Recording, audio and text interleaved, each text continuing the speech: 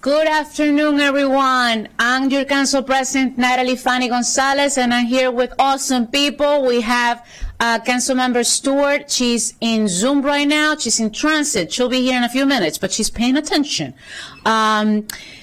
So welcome to the April 8th, 2026 Council session. Agenda item 1 is a public hearing on the FY27 operating budgets and FY27-32 Public Services Program and Fiscal Policy for Montgomery County Government, Montgomery College, Maryland National Capital Park and Planning Commission, WSSC, Montgomery County Public Schools.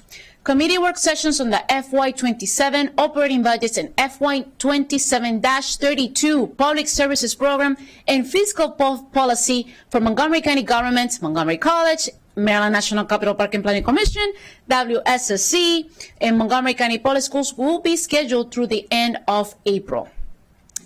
As a reminder, for public hearings testimony guidelines, your comments must be limited to issues relevant to the public hearing topic for which you are testifying and are appropriate for public meeting. You will hear a tone when your time is up, and we appreciate everybody following these rules. Please do not clap, do not interrupt, do not boo anyone testifying. No one. You only have 3 minutes. And we're going to start right now with Mr. Jim Brown.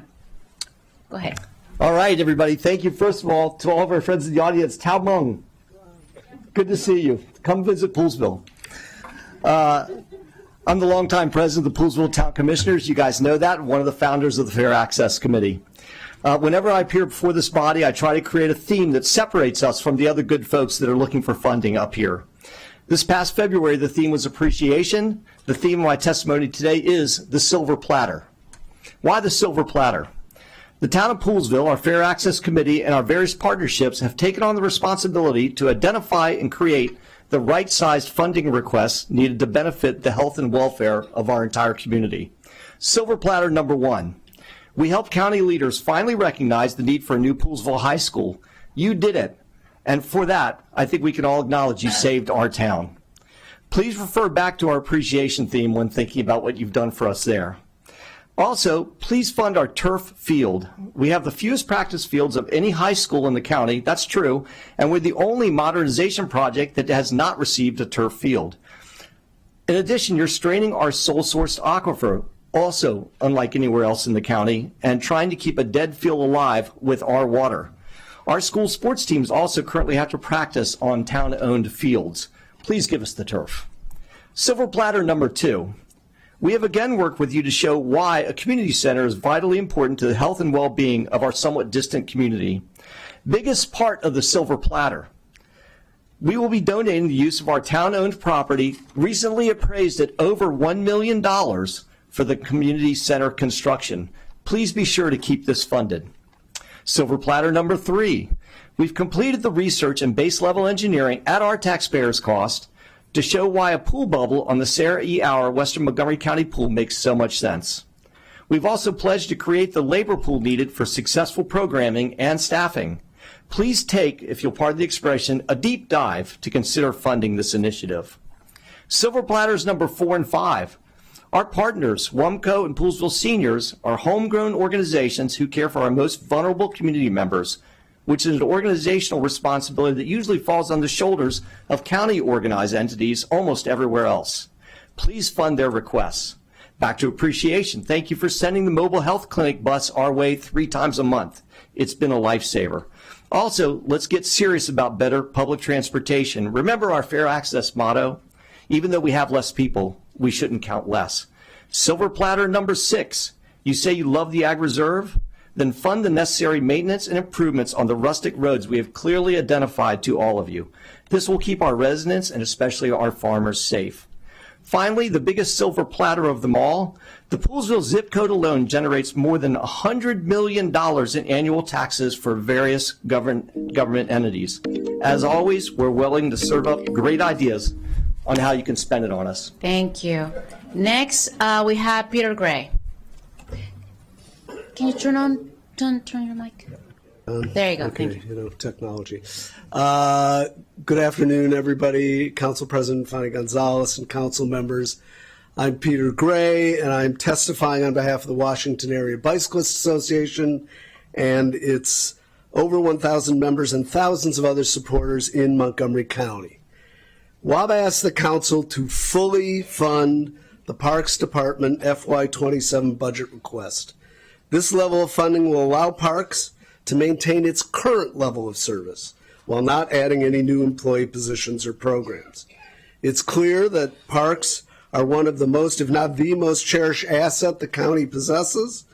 Surveys show that use of parks is widespread and seen by many as the most valued thing in the county.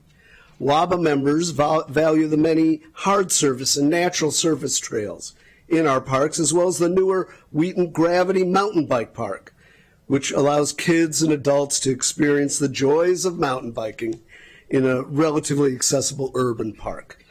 Please fully fund the Parks Department operating budget request so parks can continue to maintain the parks themselves and continue to provide the programs that residents rely on.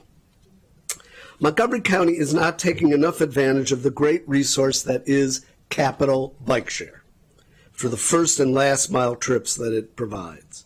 While DC and other suburbs have been adding docks, Montgomery is losing them. Our county should make bike share investments which bring the county up to standards being set in places like Arlington and Fairfax. Montgomery County should also be proactively marketing Capital Bike Share's discounted yearly membership for eligible residents. Those receiving SNAP, SSI, and other benefits may qualify and could already be interacting with county government to receive services. In addition, the county should be investing in the creation of a general marketing plan for bike share to further grow the base of users of this highly valuable program. Thank you. Thank you. Next, Dawn Potosky. Good afternoon, President, members of the council. My name is Dawn Burns Potosky. I am the president of the Alumni Association Board of Governors at Montgomery College. The Alumni Board of Governors is made up of 23 amazing alumni who are dedicated to advancing our community's personal, educational, and professional growth. And we represent hundreds of thousands of alumni who live and work in the county and far beyond. And I'm a proud alumna, 1980. Thank you for the opportunity to speak with you today on requesting FY27 operating budget. Montgomery College changed the trajectory of my life. I was a first-generation student, and Montgomery College provided me with accessible and affordable education, which allowed me to build a long professional career. Like so many students in our community, I benefited from the excellent education provided by talented and dedicated faculty. MC created a supportive and diverse learning community for me then, and now the students that I speak to frequently describe it similarly. And Montgomery College is more than an educational institution. It's a gateway opportunity, especially for first-generation students, working adults, and immigrants. And my service on the board is my way of giving back, because I know firsthand how a life can be changed with Montgomery College's input. MC is a cornerstone in our county. 87% of MC alumni stay in the county to live and or work, and the college adds $1.4 billion to the county's economy. At Montgomery College, students are prepared for careers, transfer to four-year universities, and lifelong success. And the value of this goes far beyond our campuses, to local businesses, to families, to our community at large. Investing in Montgomery County is truly Montgomery College, investing in a lot of Montgomerys in there, in the county. So for FY27, MC is requesting $6.3 million in new dollars to help protect affordable tuition and to provide employee compensation adjustments. This investment is essential to maintaining both accessibility for students and support for dedicated faculty and staff who make those students successful. Today, I respectfully urge the council to please fully fund the Montgomery College operating request. The full funding ensures that current and future students can continue to benefit from the same opportunities that I and so many others have had.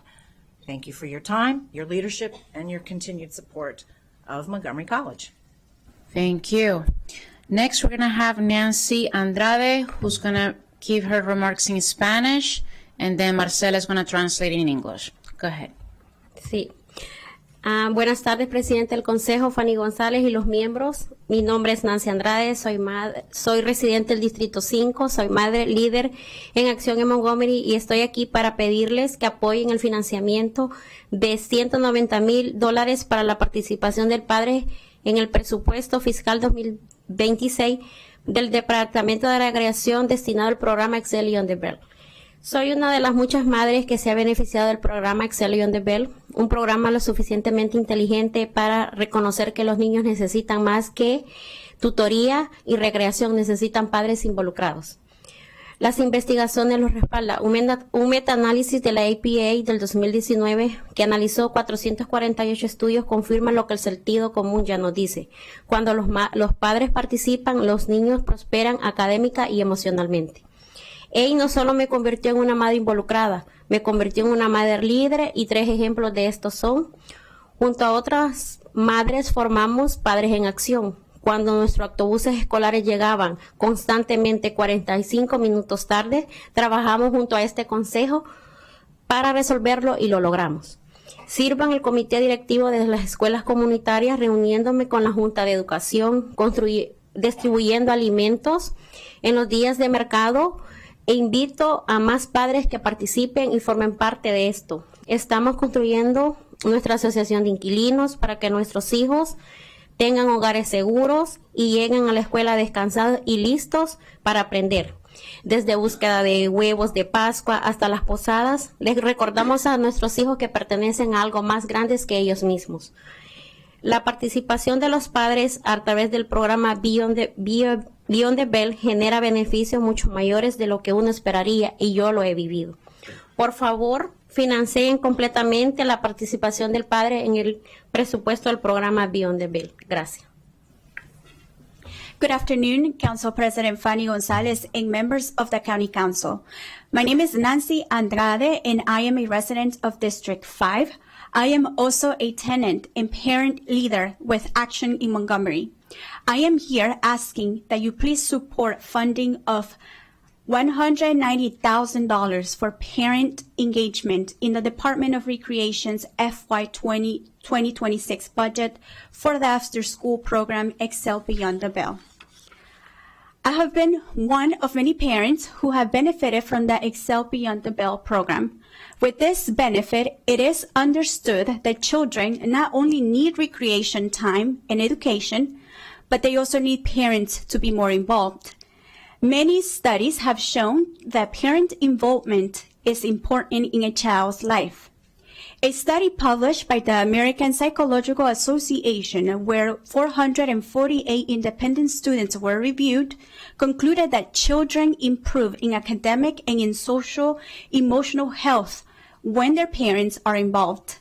With Action in Montgomery, my role has not just been as an involved parent, but also as a parent leader.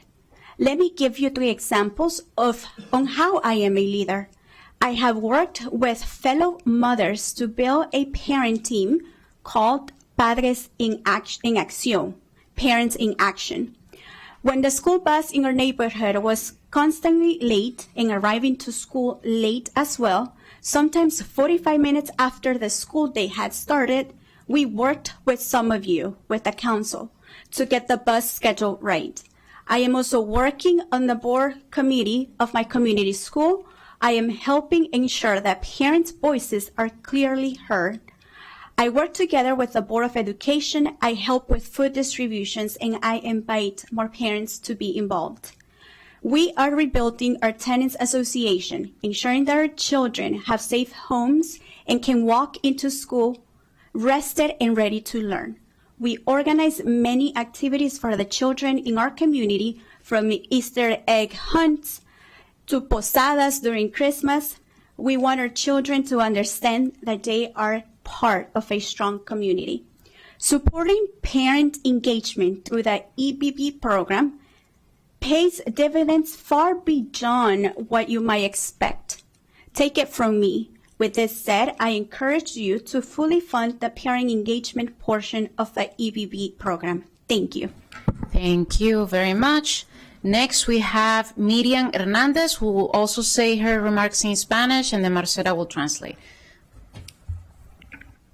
Buenas tardes, Presidenta del Consejo Fanny González y miembros del Consejo. Mi nombre es Miriam Hernández y soy residente del Distrito 7. También soy inquilina y líder de Padres de Acción en Montgomery. Estoy aquí para pedirles que apoyen el financiamiento de $190,000 para la participación de padres en el presupuesto del año fiscal 2026 del Departamento de Recreación, destinado al programa extraescolar Excel Beyond the Bell. Como Nancy, soy una de las muchas madres que se ha beneficiado del componente de participación de padres de Excel Beyond the Bell. Nuestras escuelas necesitan padres involucrados y los padres necesitan saber cómo participar de una manera efectiva. En comunidades complejas como la mía, no es suficiente solo asistir a conferencias de padres y maestros o recaudar fondos para las asociaciones de padres. Cuando vives en una comunidad como la mía, tienes que ir más profundo. Como resultado de la capacitación y el apoyo que he recibido de Acción en Montgomery, puedo ayudar a capacitar a los enlaces de las escuelas comunitarias sobre cómo involucrar a los padres. Nuestra capacitación recibió evaluaciones muy positivas y desde entonces hemos estado asesorando a los enlaces para realizar sesiones de escucha, complementar los datos de encuestas y identificar líderes de padres para apoyar a las escuelas comunitarias. Como Nancy, yo también estoy profundamente involucrada en mi comunidad, además de trabajar tiempo completo. Apoyar a los padres para ayudar a los niños a desarrollar habilidades, lectoescritura temprana. Apoyo a la distribución de alimentos y aprovecho esos momentos para verificar el bienestar de las familias. Apoyo a mi asociación de inquilinos en una lucha por una transición a electrodomésticos limpios y eléctricos. La participación de los padres a través de EBB genera beneficios mucho mayores de los esperados, tanto en nivel sistemático como individual. Por favor, financien completamente la parte de participación del programa EBB. Gracias. Good afternoon, Council President Fanny Gonzalez and members of the County Council. My name is Miriam Hernandez and I am a resident of District 7. I am also a tenant and parent leader with Action in Montgomery. I am here asking you to please provide funding of $190,000 in the FY 2026 budget for the after-school program Excel Beyond the Bell. Like Nancy, I am one of many parents who have benefited from the parent engagement part of the Excel Beyond the Bell program. Our schools need parents who are involved and do it effectively. In complex communities like mine, going to parent-teacher conferences or to participate in PTA fundraisers is not enough. The parent involvement must be much more than that. As a result of the training and coaching I have received with AIM, I was able to help train community school liaisons on how to get parents more involved. Our training received very positive feedback, and since we started, we have been training CSLs to provide listening sessions and identify parents that are willing to be more involved to support community schools. Like Nancy, I am also deeply involved in my community. In addition to working a full-time job, I support parents with helping children build early literacy skills, support the distribution of food, and use those moments to check in with families. Support my tenants association fight for a transition to clean electric appliances. Parent engagement through EBB pays dividends far beyond what you would expect at a systems level, but also individual level. please fully fund the parent engagement portion of the EBB program. Thank you. Thank you. Muchas gracias por venir. Next, we have Ana Paula Bettinger. Good afternoon. My name is Ana Paula Bettinger, Community Resource Coordinator for WOMCO Help, a nonprofit serving the 5 rural zip codes of Western Upper Montgomery County. I am here to voice support for the $239,000 DHHS budget line item funding WOMCO's work on social determinants of health and access to medical, dental, and behavioral health for Western County residents who face barriers of cost or distance. When we learned in 2021 that our region had the worst health outcomes in the county, WOMCO jumped and the chance to make a change, and we have. Our programs connect residents with DHHS Mobile Health Clinic, a primary care partnership with a local family practice, a dental partnership with the University of Maryland School of Dentistry, and a community action navigator, all providing healthier, more stable outcomes for our most at-risk neighbors. In the last 6 months, we have served 598 unique individuals across more than 1,000 encounters addressing SDOH and health services. One example, a local gentleman came to WOMCO with complex layered needs. In a single visit, we connected him with a county navigator, linked him to mental health support through the DHHS Mobile Health Unit, and provided financial assistance and food. He had been living on rice and potatoes alone. He left with nurturing food and caring connections to resources he desperately needed. WOMCO has shown he can effectively and efficiently deliver local impact with a strong fiscal responsibility. We ask that you fully support the continuation of this funding, keeping in place the place-based strategies that reduce geographic and cost barriers for our most vulnerable neighbors. We're also encouraged that the FY27 CIP includes funding for the design of our planned community center as its first of its kind clinic. Please build on this momentum by supporting the funding needed to construct and complete the center by 2030. Thank you for helping us support these individuals and families in a way that works for our rural area. Please continue your support of this DHHS line item. Thank you. Thank you so much. Mil gracias. I'm going to call on the next panel. Anise Cody, Kenneth Bauer, Danila Chaveco, Vivian Thompson, Nadine Mason-Mort, Kit Cage, and Tom Drischler. We're going to start with Anise Cody.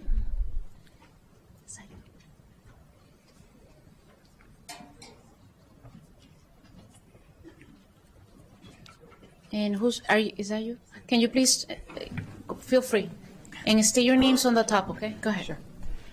Good afternoon. Thank you for the opportunity to testify today. My name is Anise Cody. I am the president and CEO of the Primary Care Coalition, here to speak about the programs for healthcare for the uninsured. The Primary Care Coalition, the Health Center Leadership Council, and the Montgomery Cares Advisory Board made a joint request to the county executive for fiscal 27 funding, not for needs that we'll see in the future, but the ones that we see now. The county executive's proposed operating budget includes only 12% of the funds that we requested. This does not fund an increase in scope. It's just a small contribution to the continuation of our vital services. The council certainly should not consider any reduction. Our safety net is fraying, and any cuts to the proposed budget increase that risk. It's critical that the council maintains the funds that are included in the county executive's proposed budget. That includes $1.5 million in provider reimbursement and $93,000 for dental services. And we ask that you annualize an increase in 3,000 visits that's necessary to meet fiscal 26 volume, and that's going to be coming before the council in the coming weeks. Funding our safety net, even amid deep uncertainty, recognizes an area of clear budget wins. It shows our ability to transform core county investments into an incredible return. Our favorite example, a roughly $400,000 investment in staffing helps patients secure more than $8 million in free prescription medications through pharmaceutical assistance programs. That results in better health outcomes and an exponential increase in the volume of medication we can provide with county dollars. It's the ultimate win, $200 in value for every $1 invested. Another example is the estimated value of a primary care visit at our partner health centers is $250. The county funds less than half of that amount. The flat visit fee is the only direct Montgomery Cares funding partner health centers receive for the comprehensive care that they provide. That includes cancer screenings, educating patients on diabetes management, administering vaccinations, navigating patients to specialty care, and so much more, reimbursed at only $113 per visit. And that amount does not increase when the council approves nonprofit cost of living adjustments. Without more support, our partners will be forced to scale back. Our health centers are losing staff because of inadequate salaries, and one health center has recently announced it will close later this month. We are in danger of losing the safety net, and it would be felt countywide. It would mean more uninsured patients relying on emergency rooms for care that's ultimately uncompensated, drives longer emergency room visit wait times, and higher insurance premiums for us all. These are not future problems, but areas of existing Thank strain. you very Thank much you. for your time. Next, we have Kenneth Bauer. Yes, good afternoon. My name is Kenneth Bauer with the Coalition to Stop Stream Destruction. In the FY27 operating budget, we urge you to decrease funding for the Department of Environmental Protection and Montgomery Parks in order to save our natural areas. Specifically, salaries for personnel who recommend or administer engineered stream restorations should be eliminated. These personnel waste tax dollars by promoting stream restorations using misinformation and disinformation about the claimed need and benefits of stream restorations with no scientific basis. This is not our opinion. This is what the published peer-reviewed science says. DEP and Parks have never refuted our assertions with valid scientific information. What they give us are anecdotes, unsubstantiated claims, and arm waving. And here's a photograph of the disastrous Glen Allen engineered stream restoration. DEP and Parks employees are not being honest with taxpayers and elected officials. These employees ignore the published science that analyzed over 700 engineered stream restorations, showing that water quality and ecological function are not improved and are sometimes made worse. The Chesapeake Bay Program's expert panel report states that stream restorations do not stop erosion, the opposite of DEP and Parks claims. Exhibit A is the recent stream restoration propaganda video from DEP. DEP has squandered tax dollars on a video euphemistically called Restoring Streams and Respecting Nature. DEP has a perverse way of respecting nature by doing these projects that destroy natural areas, convert streams into man-made stormwater conveyances using heavy equipment to clear-cut streamside forests, dig artificial channels, and dump fill materials into streams. In the video, DEP recognizes that stormwater runoff from paved surfaces causes stream erosion, but DEP falsely claims that stream restorations improve the health of our waterways and forests. This is the complete opposite of what the published science says, and observations showing that DEP clear-cuts streamside forests. Stormwater which causes stream erosion should be controlled before it enters streams using practices such as rain gardens, roadside bioretentions, and permeable pavement. Doing an in-stream engineered storm restoration is like trying to repair a water-damaged home interior while the roof is still leaking. This is why engineered stream restorations in the county are being washed out and need million-dollar repairs at taxpayer expense. DEP and Parks personnel further promote the need for stream restorations by falsely claiming that they're needed for infrastructure and property protection projects. The fact is that those projects can be done via spot repairs in tens of feet. They have nothing to do with restoring the stream. Therefore, we ask for the elimination from the operating budget of that portion of the proposed $16.5 million in DEP salaries and benefits and $7.8 million in parks personnel costs for people wasting tax dollars on bogus engineered stream restorations. Thank you for your consideration. Thank you. Next, Danila Shabico. Well, thank you very much. That was shorter than 3 minutes, Mr. Bauer. I will second the previous speaker about the concerns of the stream restoration approach to stormwater management. It's not based on science when we ask for a single study or a peer-reviewed paper to be cited. We don't have a single answer. Where on the other hand, we have hundreds of studies and peer-reviewed papers and even books written on the subject of stream restorations and how they don't work and they don't really restore anything. But outside of seconding Mr. Bauer, I'm here year after year to talk to you about water quality funding in general. And year after year, I'm asking you to look into the situation, and I bring up examples of different states and cities and other countries where water quality money is spent properly. The latest example is Paris, France, where last year they opened the River Seine to swimming. Downtown Paris, in the shadow of the Eiffel Tower, joyful Parisians can now swim after they spent $1.5 billion and a decade of time to clean up their water. And we have spent a similar amount of time and money, actually double the time, 20 years. And what do we have to show for all this money? We have nothing to show. Our creeks and rivers are unswimmable, almost nearly devoid of all life. And so where did all the money go, that was supposed to be spent on water quality? Well, as it turns out, it was spent instead of capital program improvements to materially improve water quality. Most of the money went to operating expenses. And the second largest expenditure of this money is for interest payments to Wall Street. Because instead of using the water quality protection charge to capitalize the water quality protection fund and be our own capitalists and improve quality of the water using the interest from the capital accumulated in this fund, we're spending most of the revenue, water quality revenue, on paying Wall Street to rent our own money back to ourselves. And so that's why in Paris they can freely swim in the Seine River, and in Montgomery County most people don't even want their dogs wading into the creeks. And so year after year I come and I say, please look into it, because we don't even know how much money has been spent. We know how much has been raised, but it has been leveraged against the future revenues of the water quality protection charge. So please look into it. Thank you so much. Thank you. Vivian Thompson. I'm Dr. Vivian Thompson, retired University of Virginia professor of environmental policy. My books are about trash transport, climate change policy, and air pollution policy. I've also been an environmental regulatory official at EPA and in Virginia. I live in Silver Spring, and with Kit Gage, I have closely studied the county's waste management situation.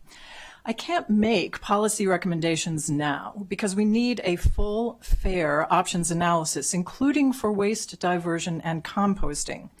In the budget proposal before you, Mr. Elrich proposes to close our resource recovery facility, our RRF, this year and ship our trash to an undisclosed out-of-state landfill. But environmental cost and equity information, some drawn from county reports, directly contradicts Mr. Elrich's budget proposal. So I oppose his proposal, and this is why. EPA's longtime waste hierarchy prefers resource recovery over landfilling. The European Union says landfilling should be reduced to a minimum. There are about 500 RRFs in the EU. Fairfax County, Arlington County, and the City of Alexandria use RRFs, saying this disposal method is the most environmentally sustainable. Their ash monofill could be cheaper, safer, and more equitable than the landfill where our ash currently goes. Landfills produce noxious carcinogenic gases and methane, a potent, short-lived greenhouse gas. Climate scientists say reducing methane is one of the most important controls we have to rapidly slow climate change, since methane is removed faster from the atmosphere than CO2. Much more methane is leaking from U.S. landfills than previously thought. Landfilling might well produce much higher amounts of greenhouse gases than using the RRF. Even an article DEP cited in council briefing materials points in that direction. The county's April 2025 waste management plan says the county's own studies show that the RRF does not measurably degrade local air quality. If there is evidence to the contrary, we all need to see it.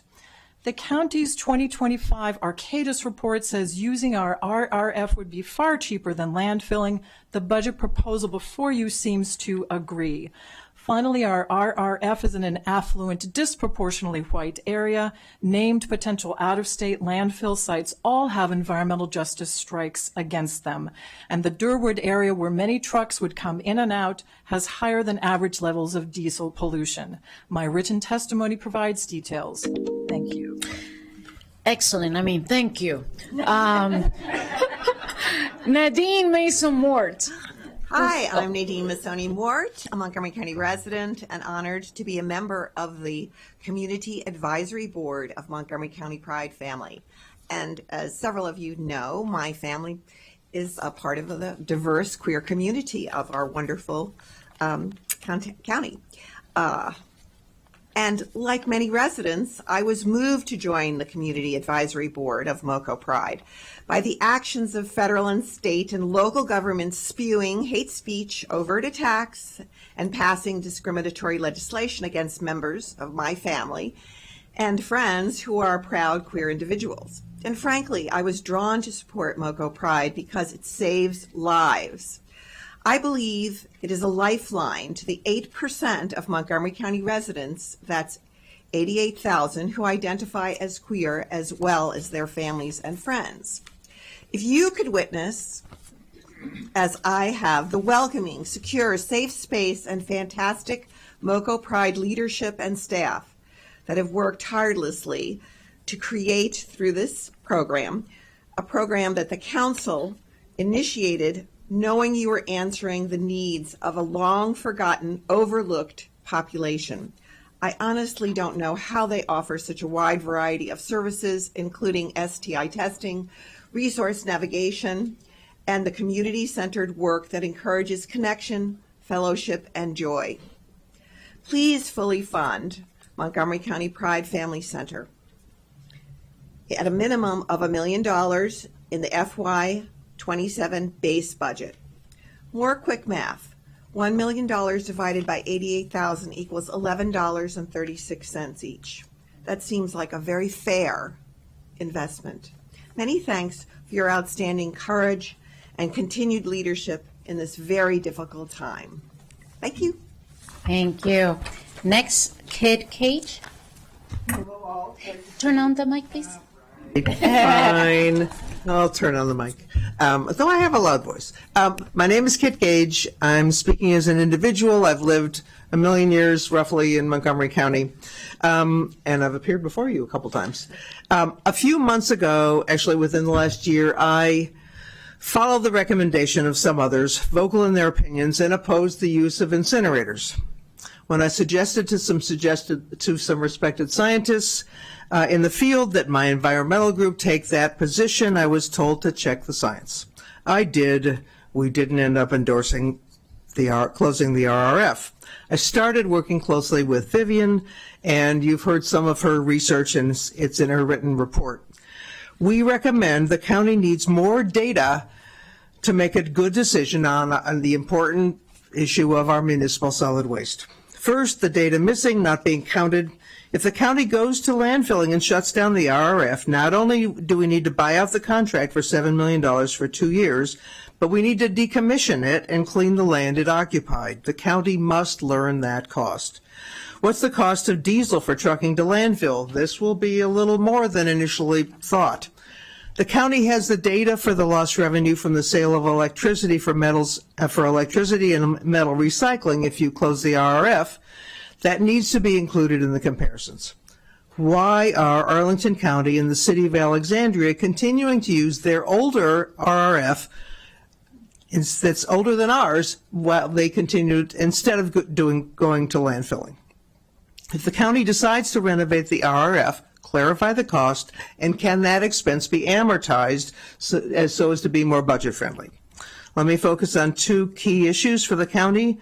Environmental costs. According to the data DEP relies on, the toxins routinely emitted by the RRF are generally not measurable above background levels from an aggregate of combustion sources. If the county retrofits the RRF, that should limit any future leaks, as no longer will be functionally using duct tape to repair it temporarily. The RRF produces CO2 from the combustion, a greenhouse gas. It's now established, as Vivian noted, that landfills emit much more methane than we thought. That methane must be singled out as it is a major greenhouse gas. Comparatively, ash monofills are smaller, produce no garbage juice, and are relatively inert. Environmental justice. We now rail garbage to burn the RRF, as Vivian discussed. We can do better than this. We must also reduce our waste. We all agree we must reduce the waste, but it's a straw man to say that that has to be done through landfilling rather than continuing to use the RF. In the meantime, we have to make decisions based on the data you're missing rather than in order to do this decision correctly. Thank you. Thank you, Kid. Next, Tom Drischler. Can you please turn on your mic, sir? The bottom, right there you go. I had to turn to a veteran to get the hang of the thing. Hello, my name is Tom Drischler. I live in Rockville. I'm a retired career City of Los Angeles transportation manager. I had a 30-year career with them. There's a $13 million tax that is imposed on more than 50,000 county residents every year that is not mentioned in the county's budget documents. It should be. It's taxation by citation. I'm talking about the school bus stoplight camera ticketing program. It was established and continues to operate using a business model based on the enforcement of harmless technical traffic infractions as originally implemented by a convicted con artist named Robert Leonard. Based on data from Montgomery County Police, the program has generated $102 million in fines for more than 415,000 citations for school bus stoplight infractions since 2016. Over $68 million of that revenue has gone as windfall profits to the camera contractor Bus Patrol, an unethical, politically well-connected bottom feeder company that gets 60% of the camera revenue from each regressive $250 ticket. Their revenue share is stipulated in their sweetheart contract with the county, which was awarded without a competitive bid process. It is a highly lucrative revenue program masquerading as a safety initiative. It cynically uses a distorted narrative about the safety of school children as a shield from public scrutiny. School bus transportation in the county has been incredibly safe for generations. There is overwhelming evidence that school bus stoplight camera tickets have no effect on students' safety and are therefore functionally useless. What is also not debatable is that this program, with its $250 fine, is a de facto war against the county's poorest residents. That can be seen in the 25,000 car owners who have had their vehicle registrations frozen with the MVA because they couldn't afford to pay the fine. That is what is known as punishment by debt. This is also obvious at the once-a-month hearings for the school bus camera tickets at the Montgomery County District Court. If you had been there last Wednesday, you would have seen 110 people, 70% of them people of color, jam-packed into a courtroom that can only seat 50. They were all desperate enough to avoid paying their budget-busting entrapment tickets that they were willing to wait for up to 3 hours for their hearing. Not surprisingly, Hispanics were underrepresented among the crowd at the hearings. If you were a Hispanic immigrant, would you want to go to a courthouse? Would you want to go to a courthouse these days? Sadly, all of you, including the county executive and police managers, have avoided publicly discussing financial and operational details of this program for years. You all own this travesty. Why won't you even hold a public hearing about it? I'm trying to raise consciousness about this with my website, mosaysno.substack.com, where anyone can download a free copy of my 83-page case study of the program. My study documents how the program is not just a scandal, but a combination of multiple scandals. Thank you, Ms. Sir. Thank you so much to everyone for coming today. I'm going to call on the next panel. So we have Tom Cove, Paula Ross, Juan Dung, Ellen Maidman Tanner, Dana Baker, Jennifer Nichols, and Susan Caring.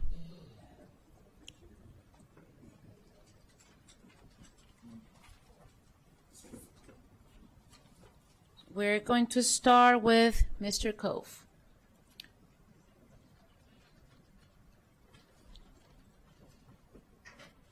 Take your time, Susan. Don't rush. You can start, Mr. Tom. Thank you very much. I am Tom Cove, chair of this Montgomery Sports Advisory Committee. We're 17 citizens named by the council and the chief executive, county executive. We focus on sports participation rates, improving quality of experience, mostly for the underserved in the county. That's our focus. I'll make several specific points quickly. First, we support the budget request for the Recreation Department and for Montgomery Parks. We'd honestly like to see both increased, as they currently reflect a small portion of the budget, but we understand the budget challenges.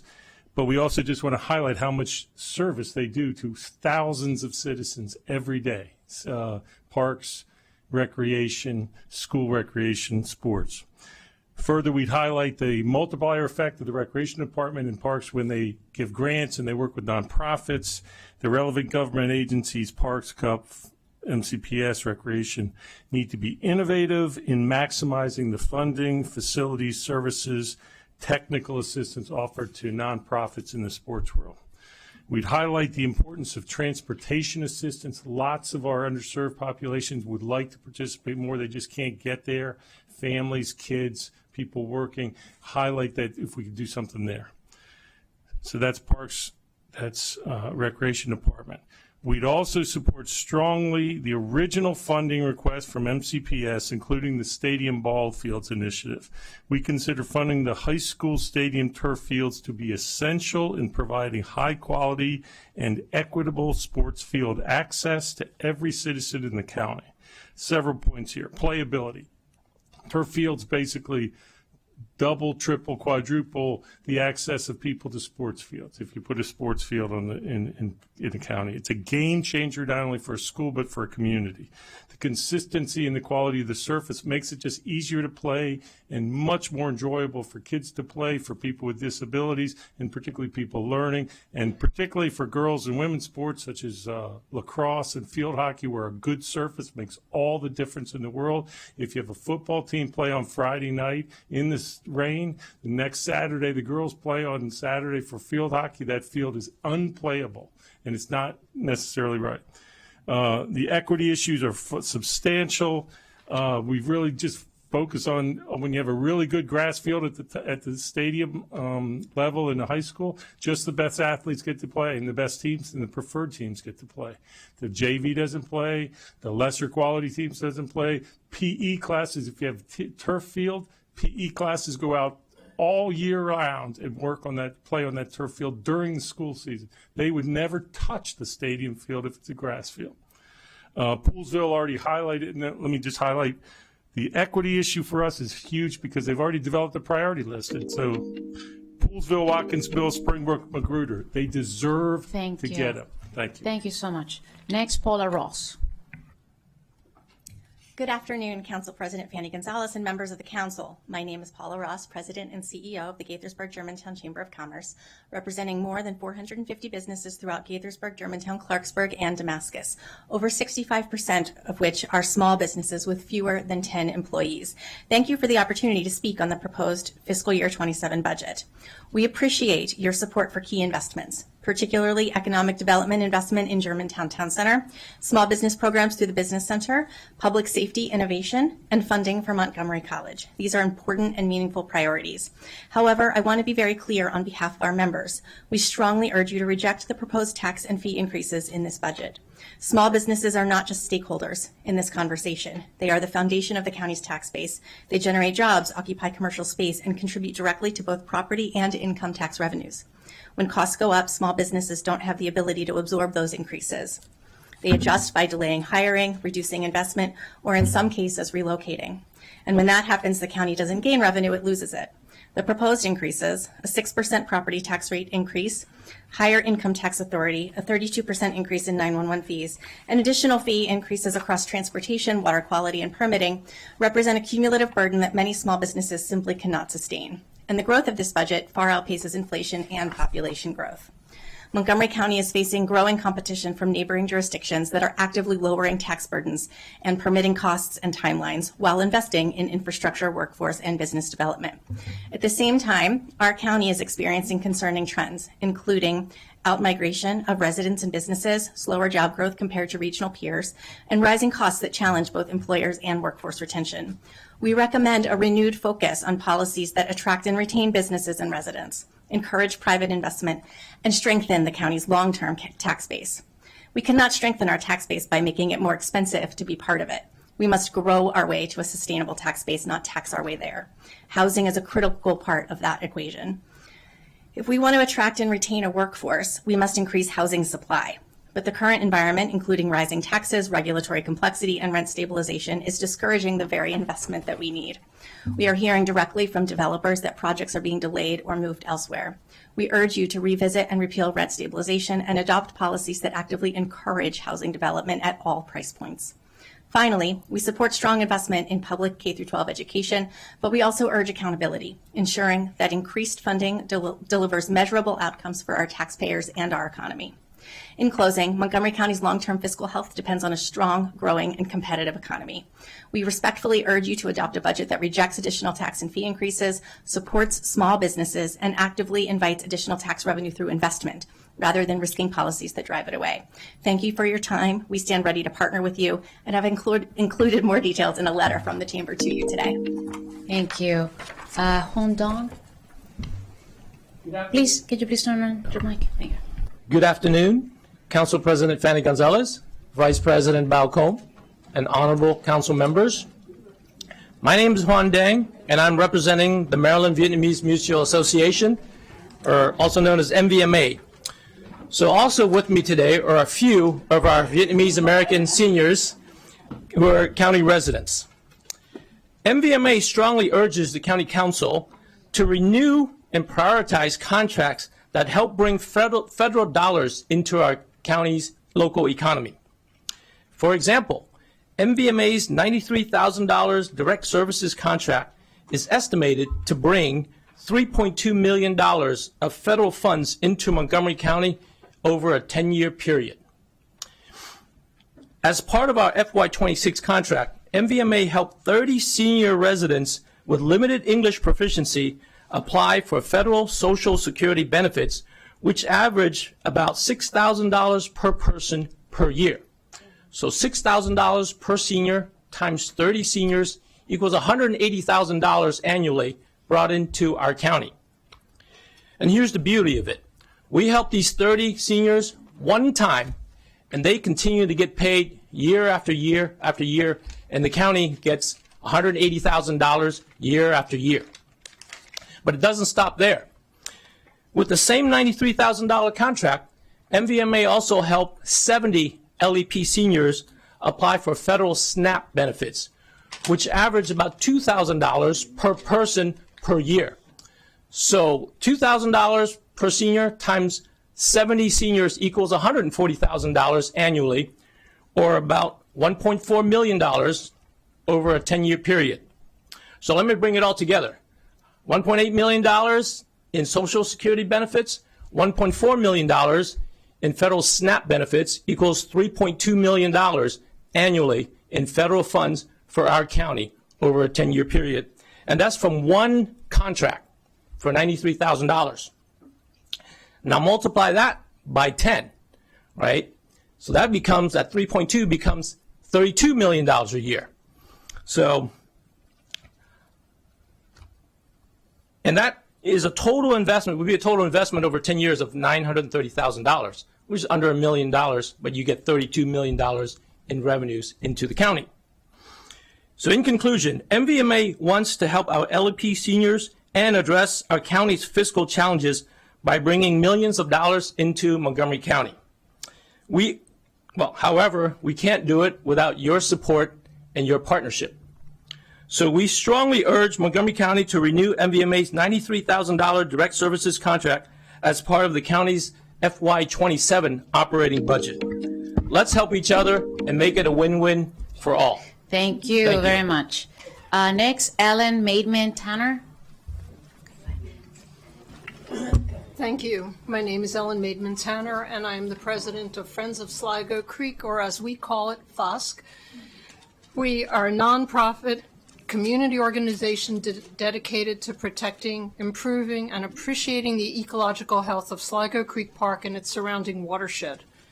We have and we continue to work closely and collaboratively with Montgomery Parks on a wide range of issues concerning Sligo Creek, the park, and the watershed. We've developed a relationship of mutual respect, which allows for both support and criticism. FOSC strongly supports full funding for Montgomery Parks. An increase of 6.3% was requested by the Parks Department, and the approved 4.1% increase yields an estimated budgetary shortfall of just over $3 million. At that level of underfunding, we are concerned that the Parks Department will simply not have the resources to deliver essential services. Climate change and a growing population put tremendous strain on the watershed and its parklands and activity centers. Here are some examples of the direct impact if the 4.1% budget level is approved.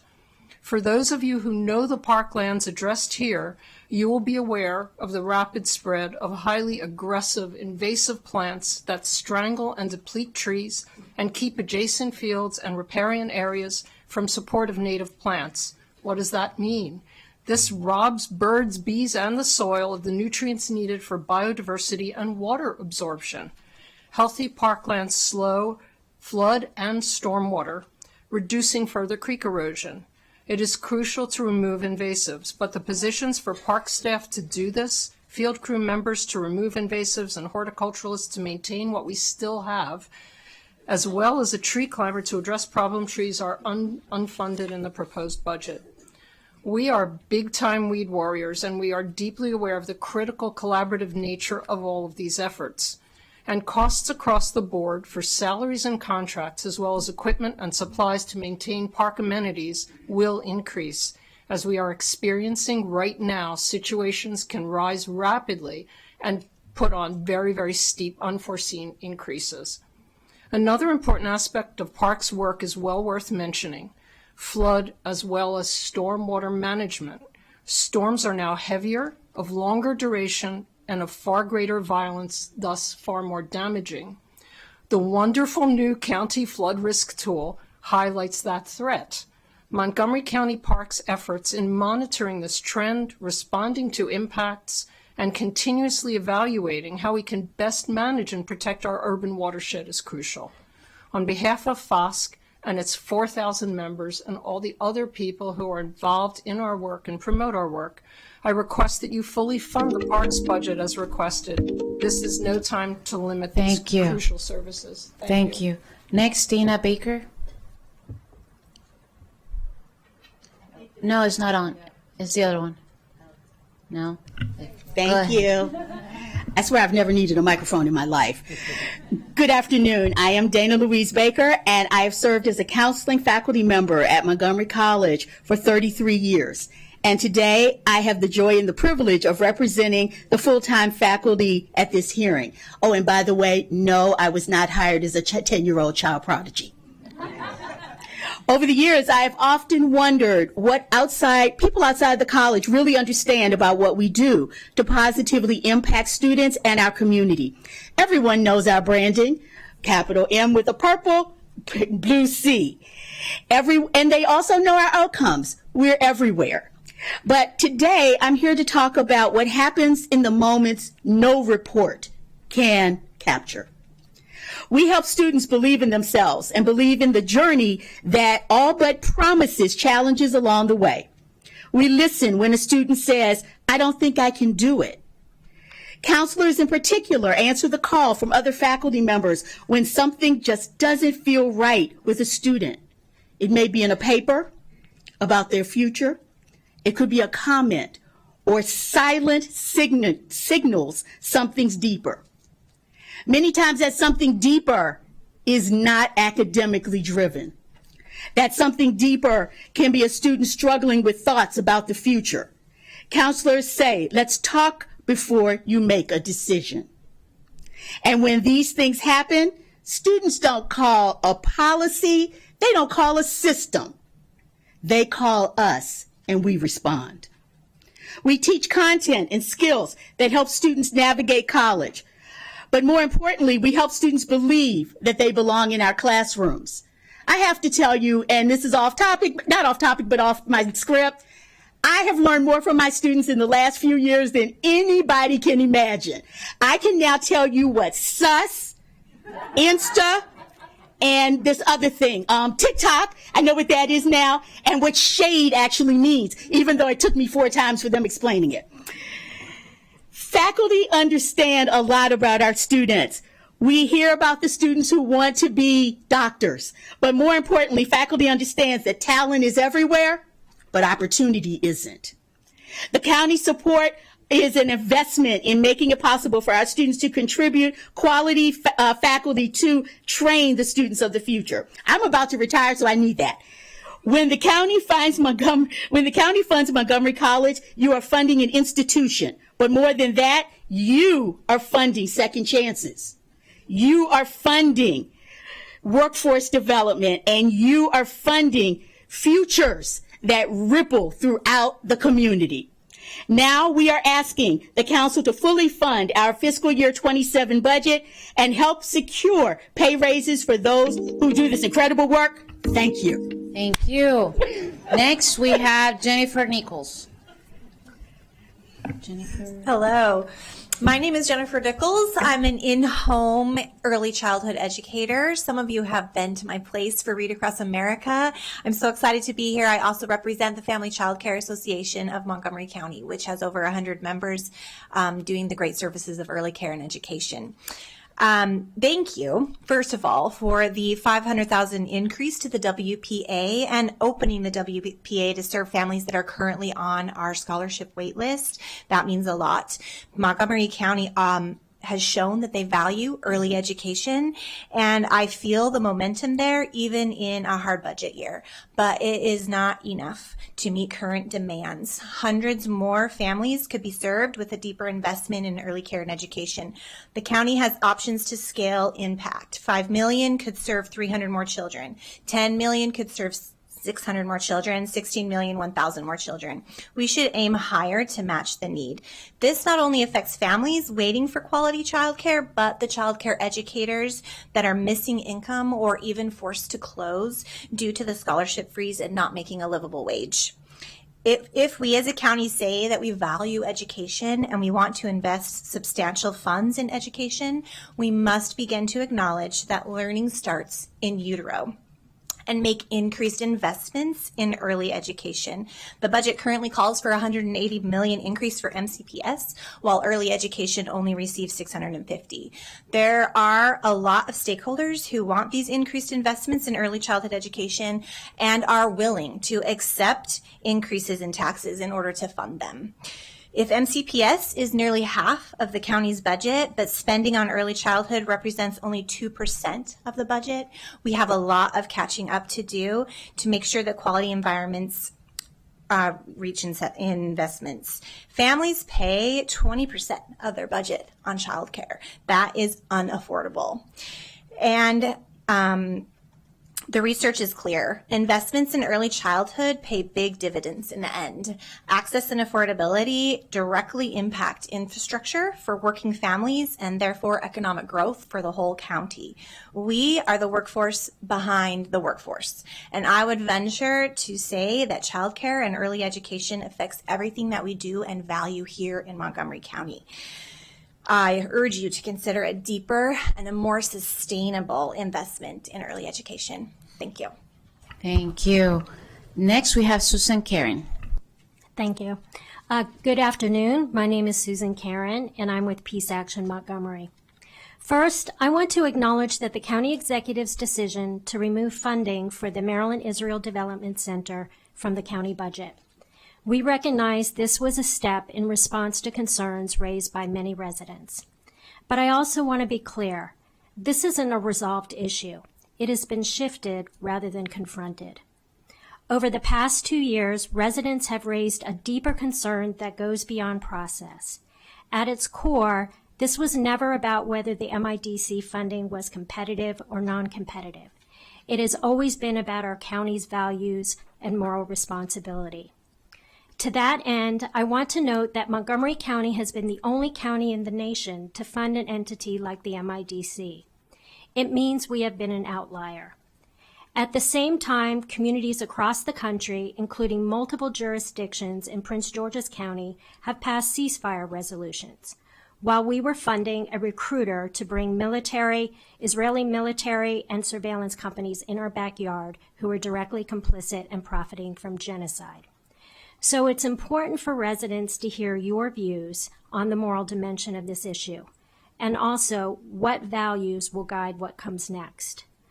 I am concerned that removing this from the budget without clearly grounding it in public values allows MIDC funding to reappear in a later form, potentially under a future county executive or within an agency that is less visible and less accountable to public debate. Montgomery County has a history of taking principled stands when our values were on the line, whether divestment from apartheid South Africa or environmental protections like banning plastic bags and styrofoam. In those moments, elected officials did not treat ethics as secondary. It treated them as foundational. That is the standard I'm asking you to meet now. So I invite you to change the don't ask, don't tell trajectory for this. And to do so is simple. Either as a collective or individually, don't be silent. Acknowledge that this is a moral issue, and the immense harm that the MIDC has done and the companies that they have brought in will continue to do. Because silence is a message, and ambiguity is a choice. And as hard as you try to reframe this as a procedural issue, it really is an issue about our very identity as community. Montgomery County has a legacy of moral leadership. The question I put before you is whether that legacy is something that you will continue to actively uphold or something that you will allow to blur when it becomes difficult. Thank you for your consideration. Thank you. Thank you so much for coming today. We're going to move on to the next panel. Next, Christopher Drayton, Greg Rice, Tristan Caldwell, Angela Franco, Corinne Hernandez, Molly Archibald.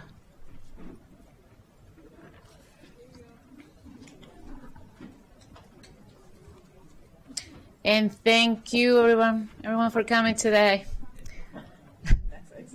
We'll see the orange wave leave the building. Yeah. Just for a second. So, who's Christopher? Is that you? Just give me 10 seconds so I can calm down.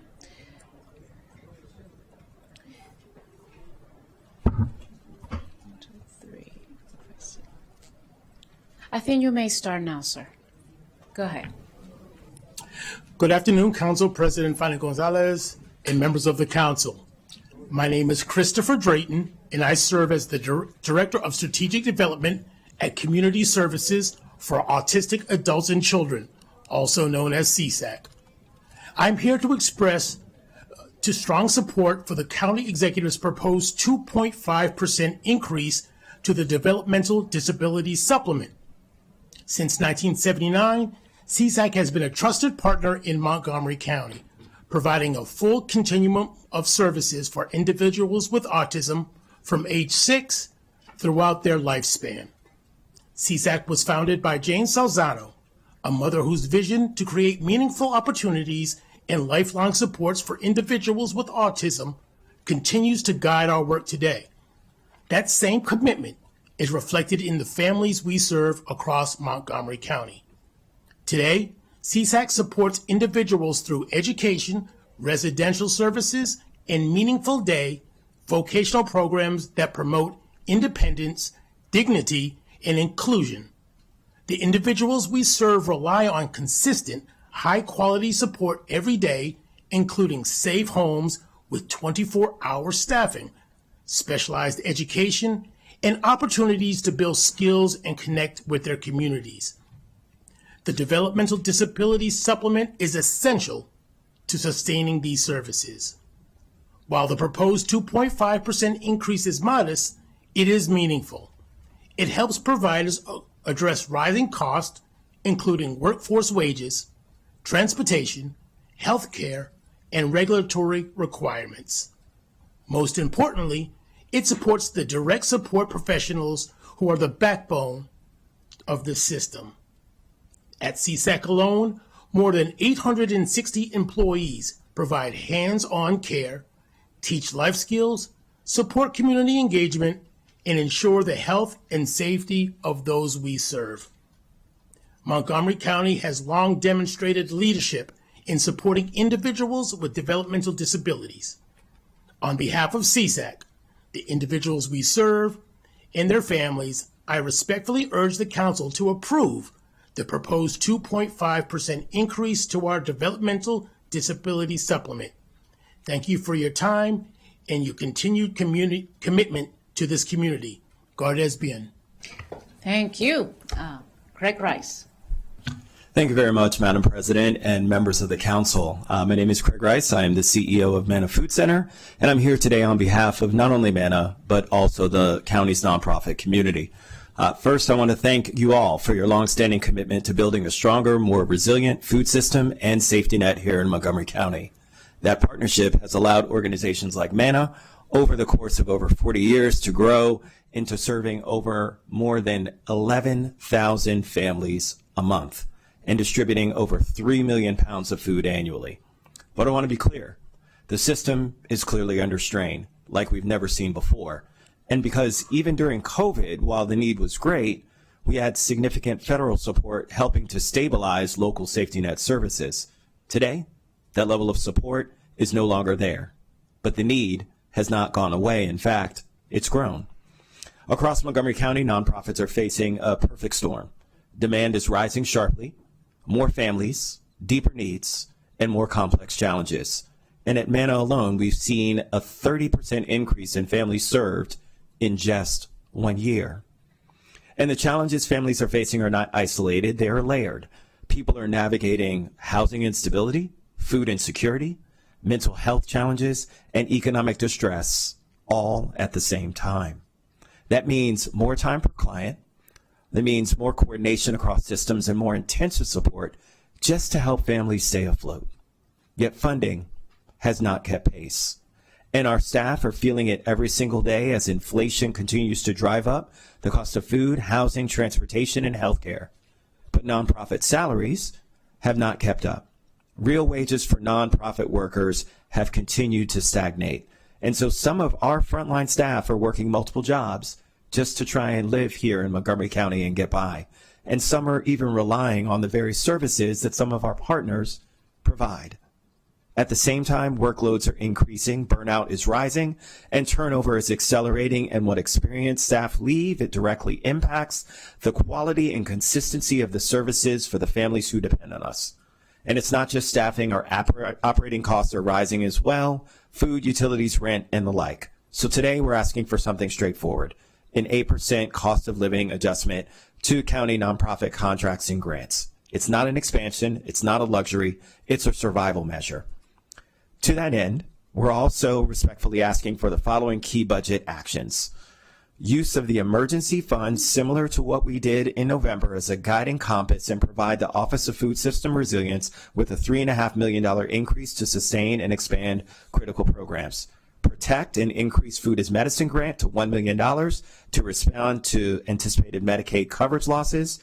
Increase the school-based assistance grants by $200,000 to support students and families, and invest $250,000 in our Farm to Food Bank program. Thank you. Appreciate it. Tristan Colwell. Hello, my name is Tristan Alexander Caldwell. I've been a client of intensive level RP services from 2017 to 2024 under both Cornerstone Montgomery and formerly Community Connections. I'm still with Cornerstone Montgomery in the residential program, although I'm no longer receiving intensive level services. I have stepped down to a general level. I also currently work a job under the Beanbag Catering Company at the Main Street location, formerly the Soulful Cafe. I've maintained this job since May of 2022. I was unable to achieve this milestone without my current supports. I officially declare that I strongly do not support the proposed RP supplement budget cuts for FY 2027.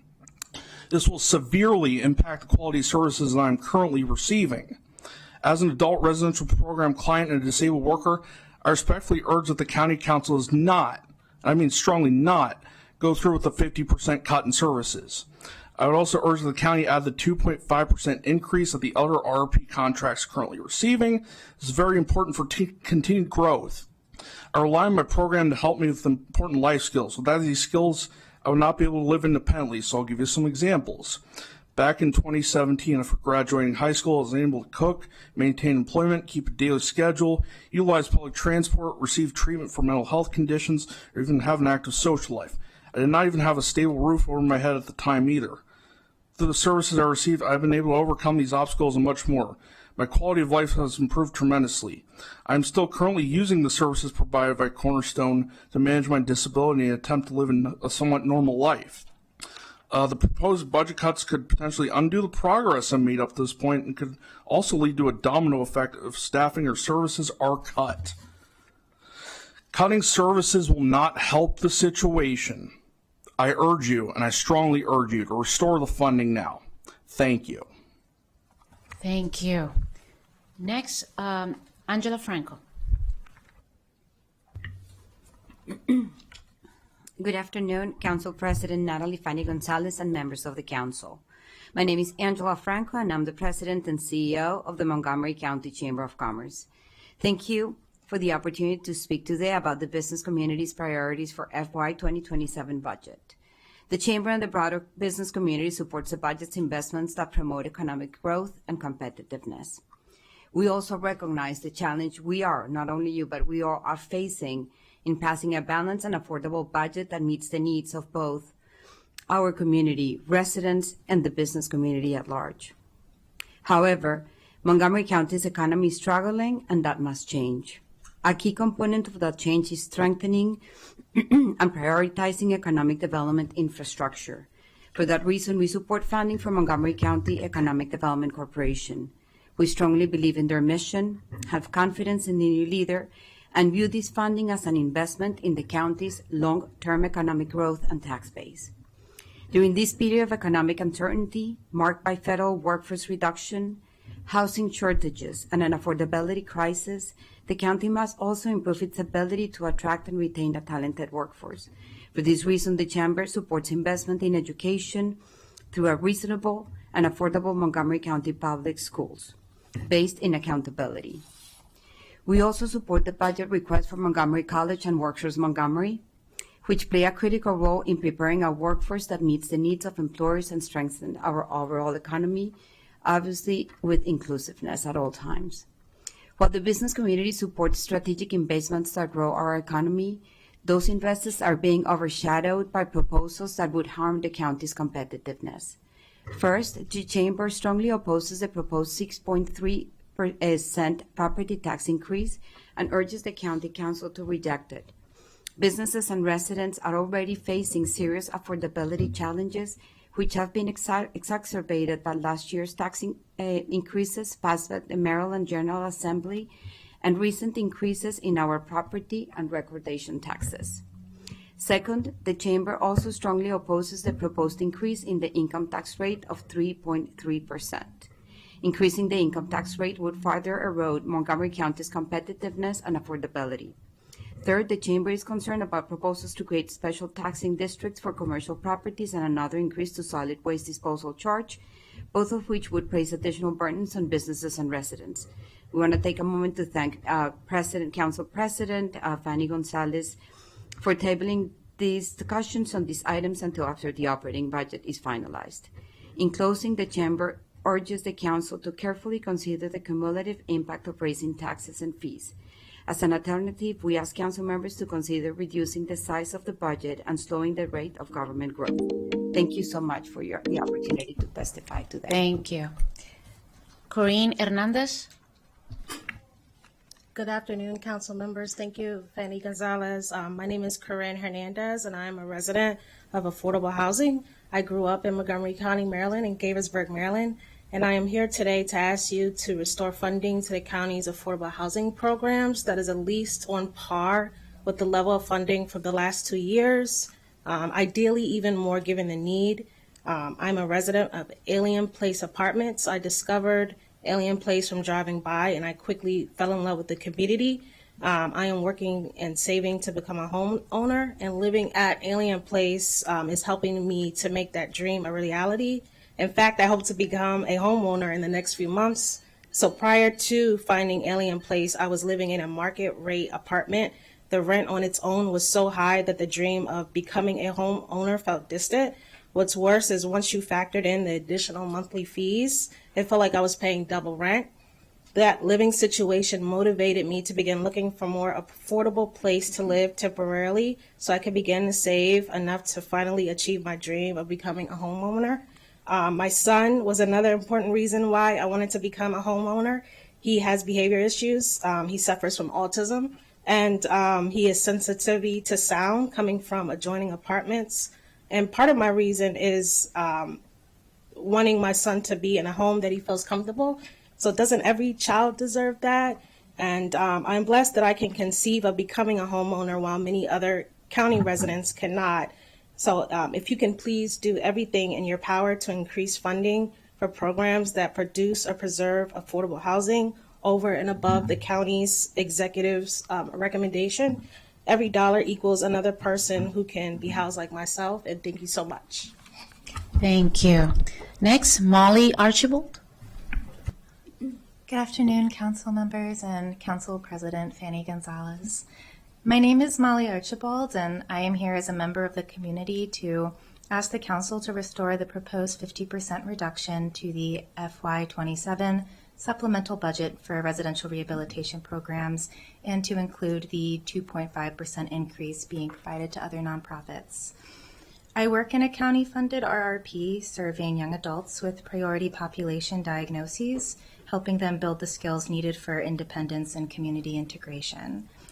In my very first week working in residential care, I remember vividly a thought that occurred to me, that what most separates our residents from others struggling with mental health is access to consistent, necessary support. I believe as a community member and someone working closely with those who will be most affected, it is critical to preserve these essential services to a specific standard. RRP housing provides access to trained staff offering mental health support, somatic care guidance, and timely crisis intervention.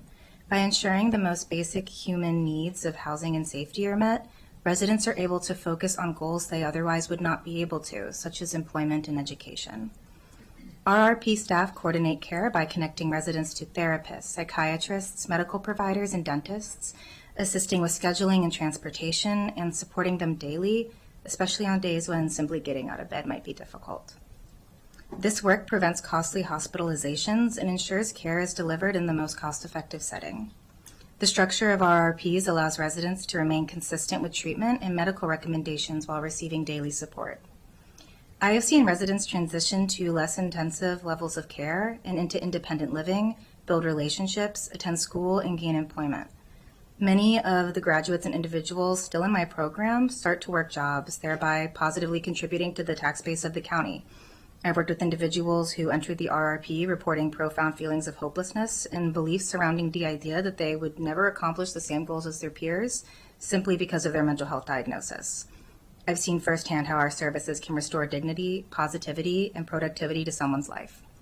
A 50% funding cut will reduce staffing and available care, leading to more mental health crises in the community and increased strain to police, fire, and EMS resources. Stable funding ensures those in need of our support receive consistent, high-quality care from the people most appropriate to provide it. I urge the Council to restore the RRP supplement to the FY27 budget and to include the 2.5% increase provided to other nonprofits. This funding is vital to both our community and the individuals we serve. Thank you for your time and consideration. Thank you very much for coming today. You all did a great job. Okay. I'm going to go on the next panel, okay? The next one is Stephanie Helsing, Miss E. Oju Ajagbi, Stephanie Matthew, Jack Pakonski, Renee Zaparka, Brian Andalou, and Lauren Greenberg. Greenberger.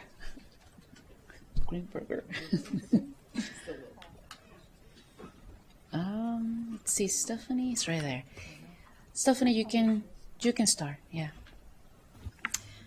Good afternoon, Council President Fanny Gonzalez, Vice President Balcom, esteemed council members. Thank you for allowing this time today.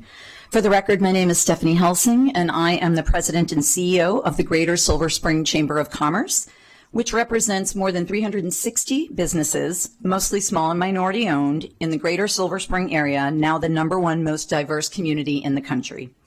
We will be submitting a more comprehensive statement in writing. The GSSCC recognizes the challenging decisions our county leaders face balancing the county's budget.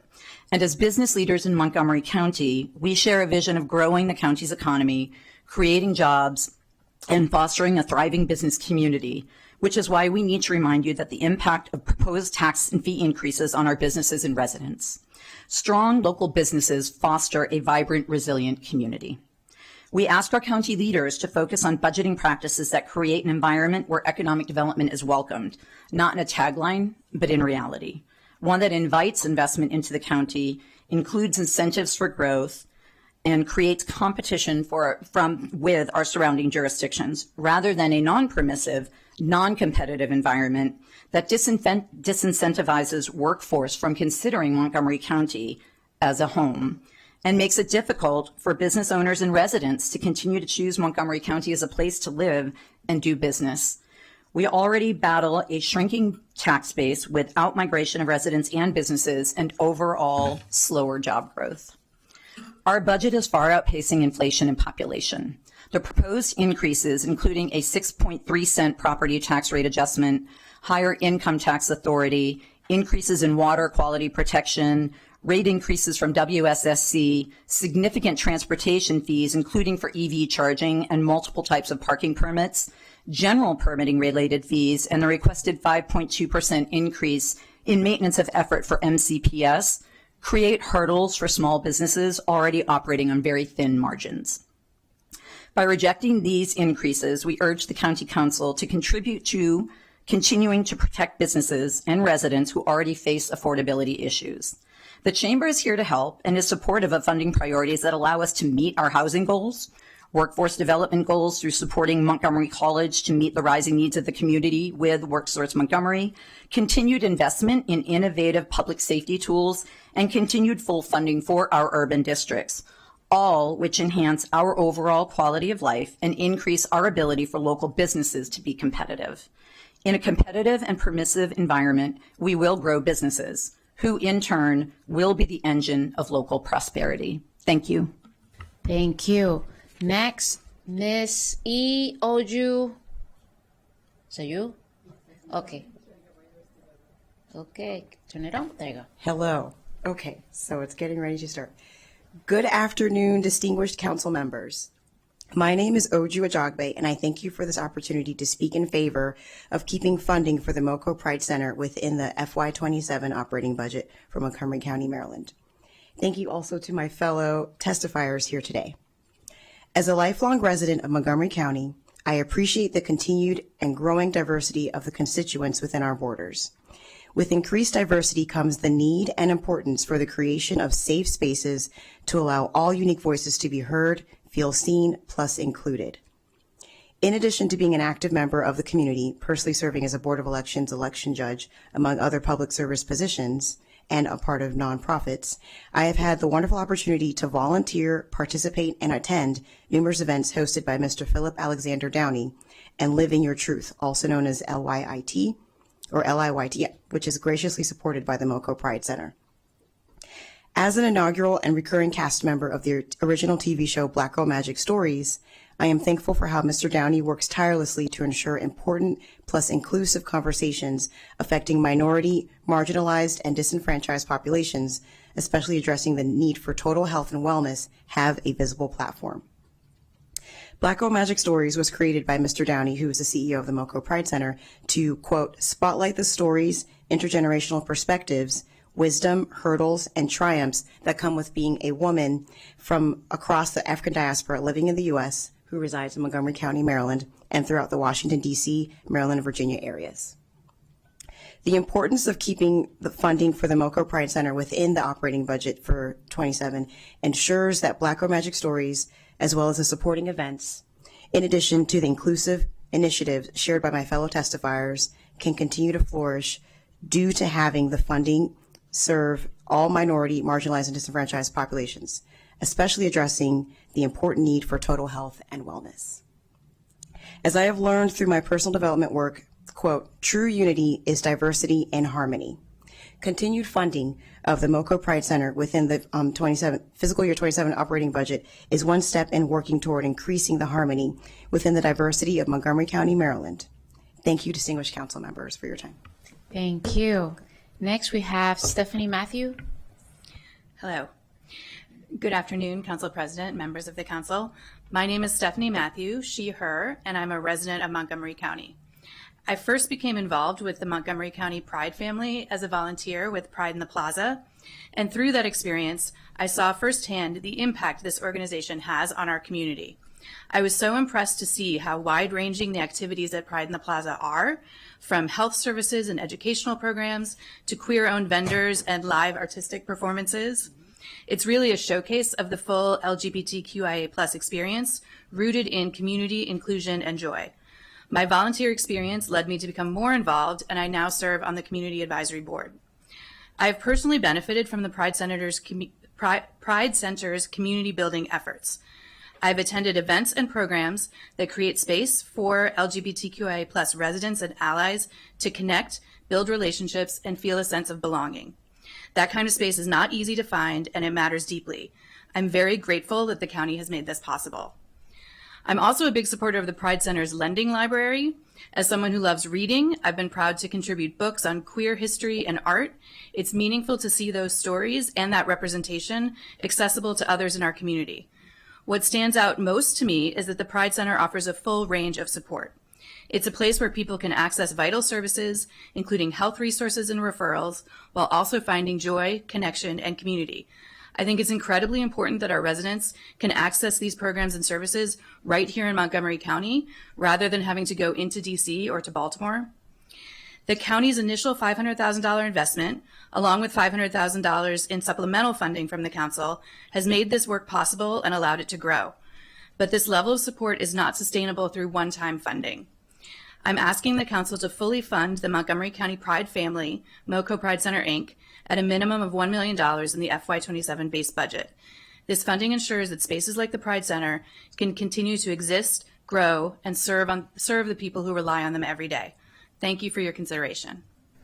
Thank you. Next, I have Jack Bakonski. Is he here? Oh, there he is. Hey, right there.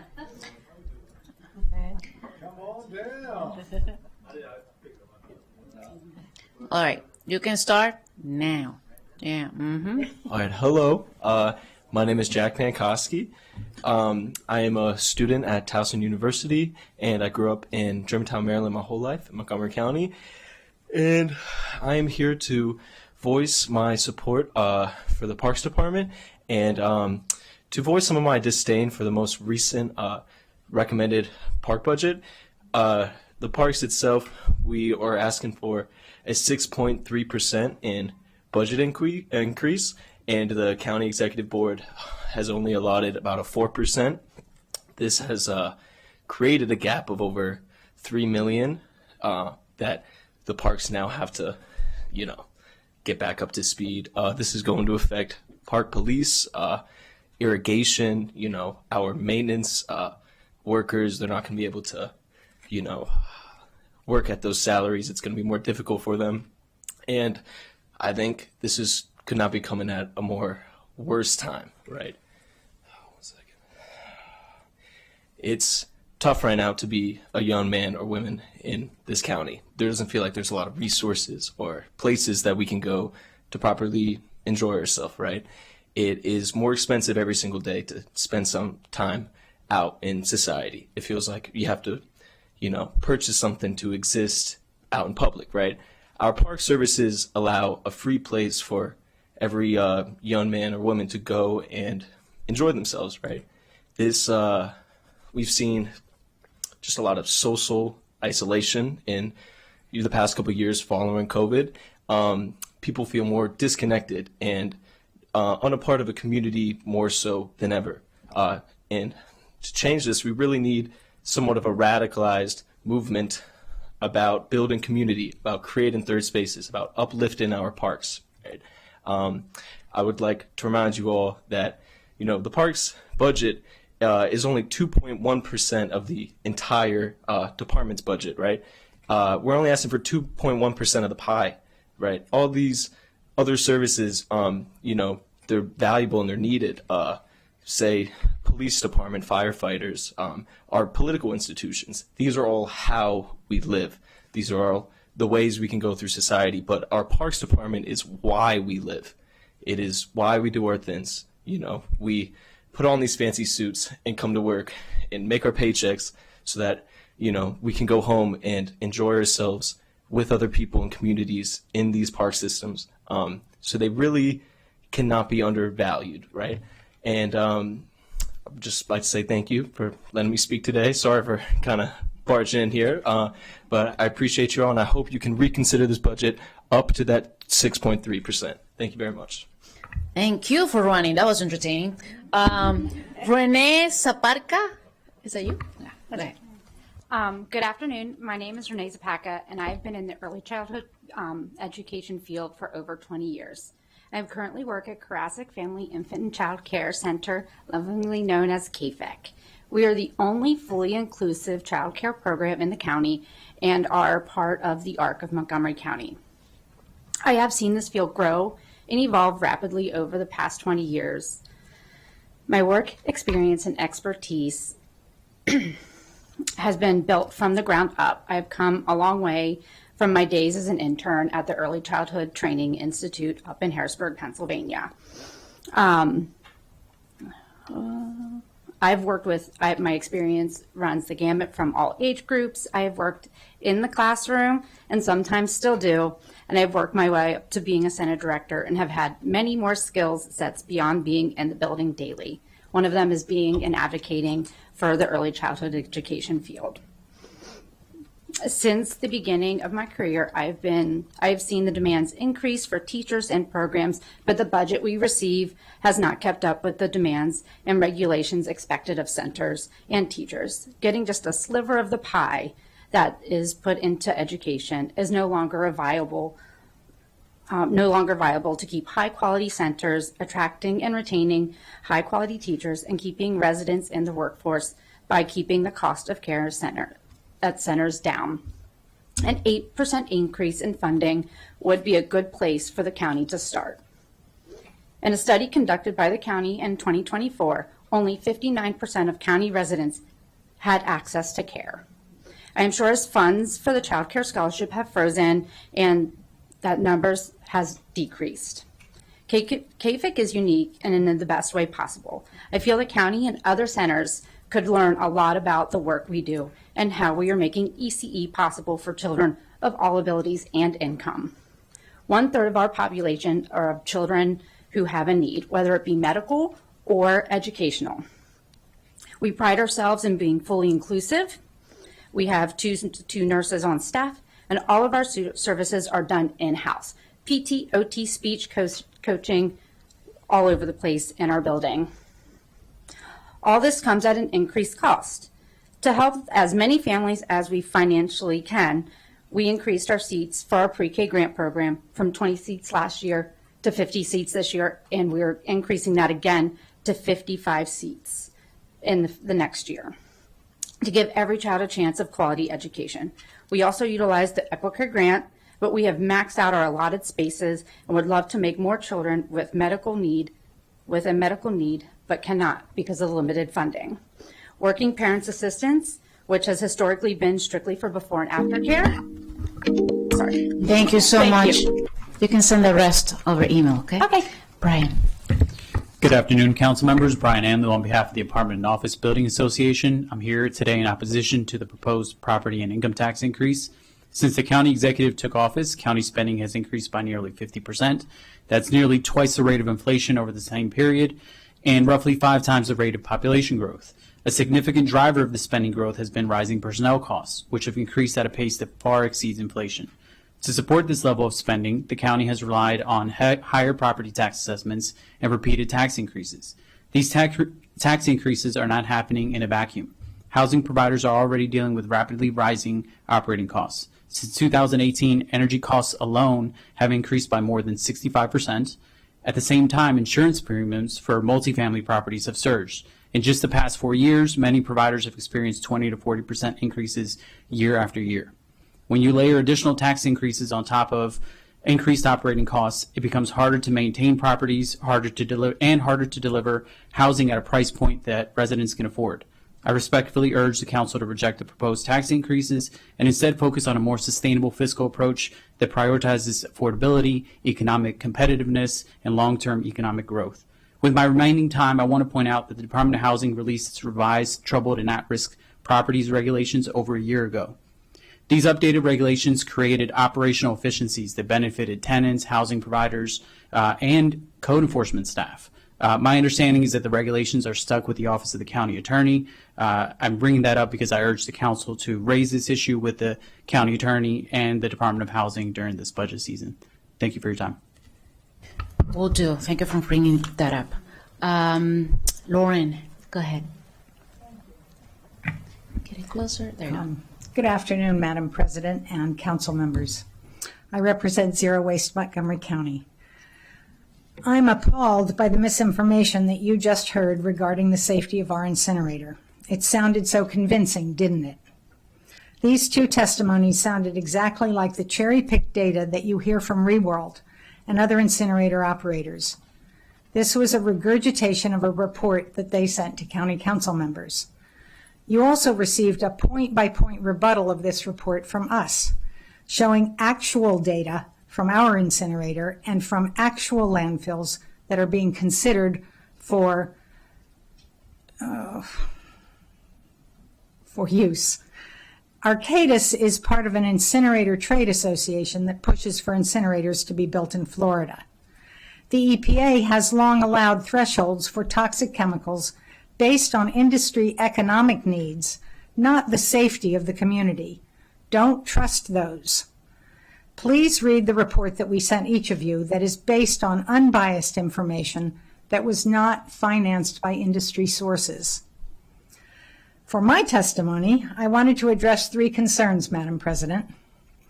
You have said that you want more community meetings. I disagree.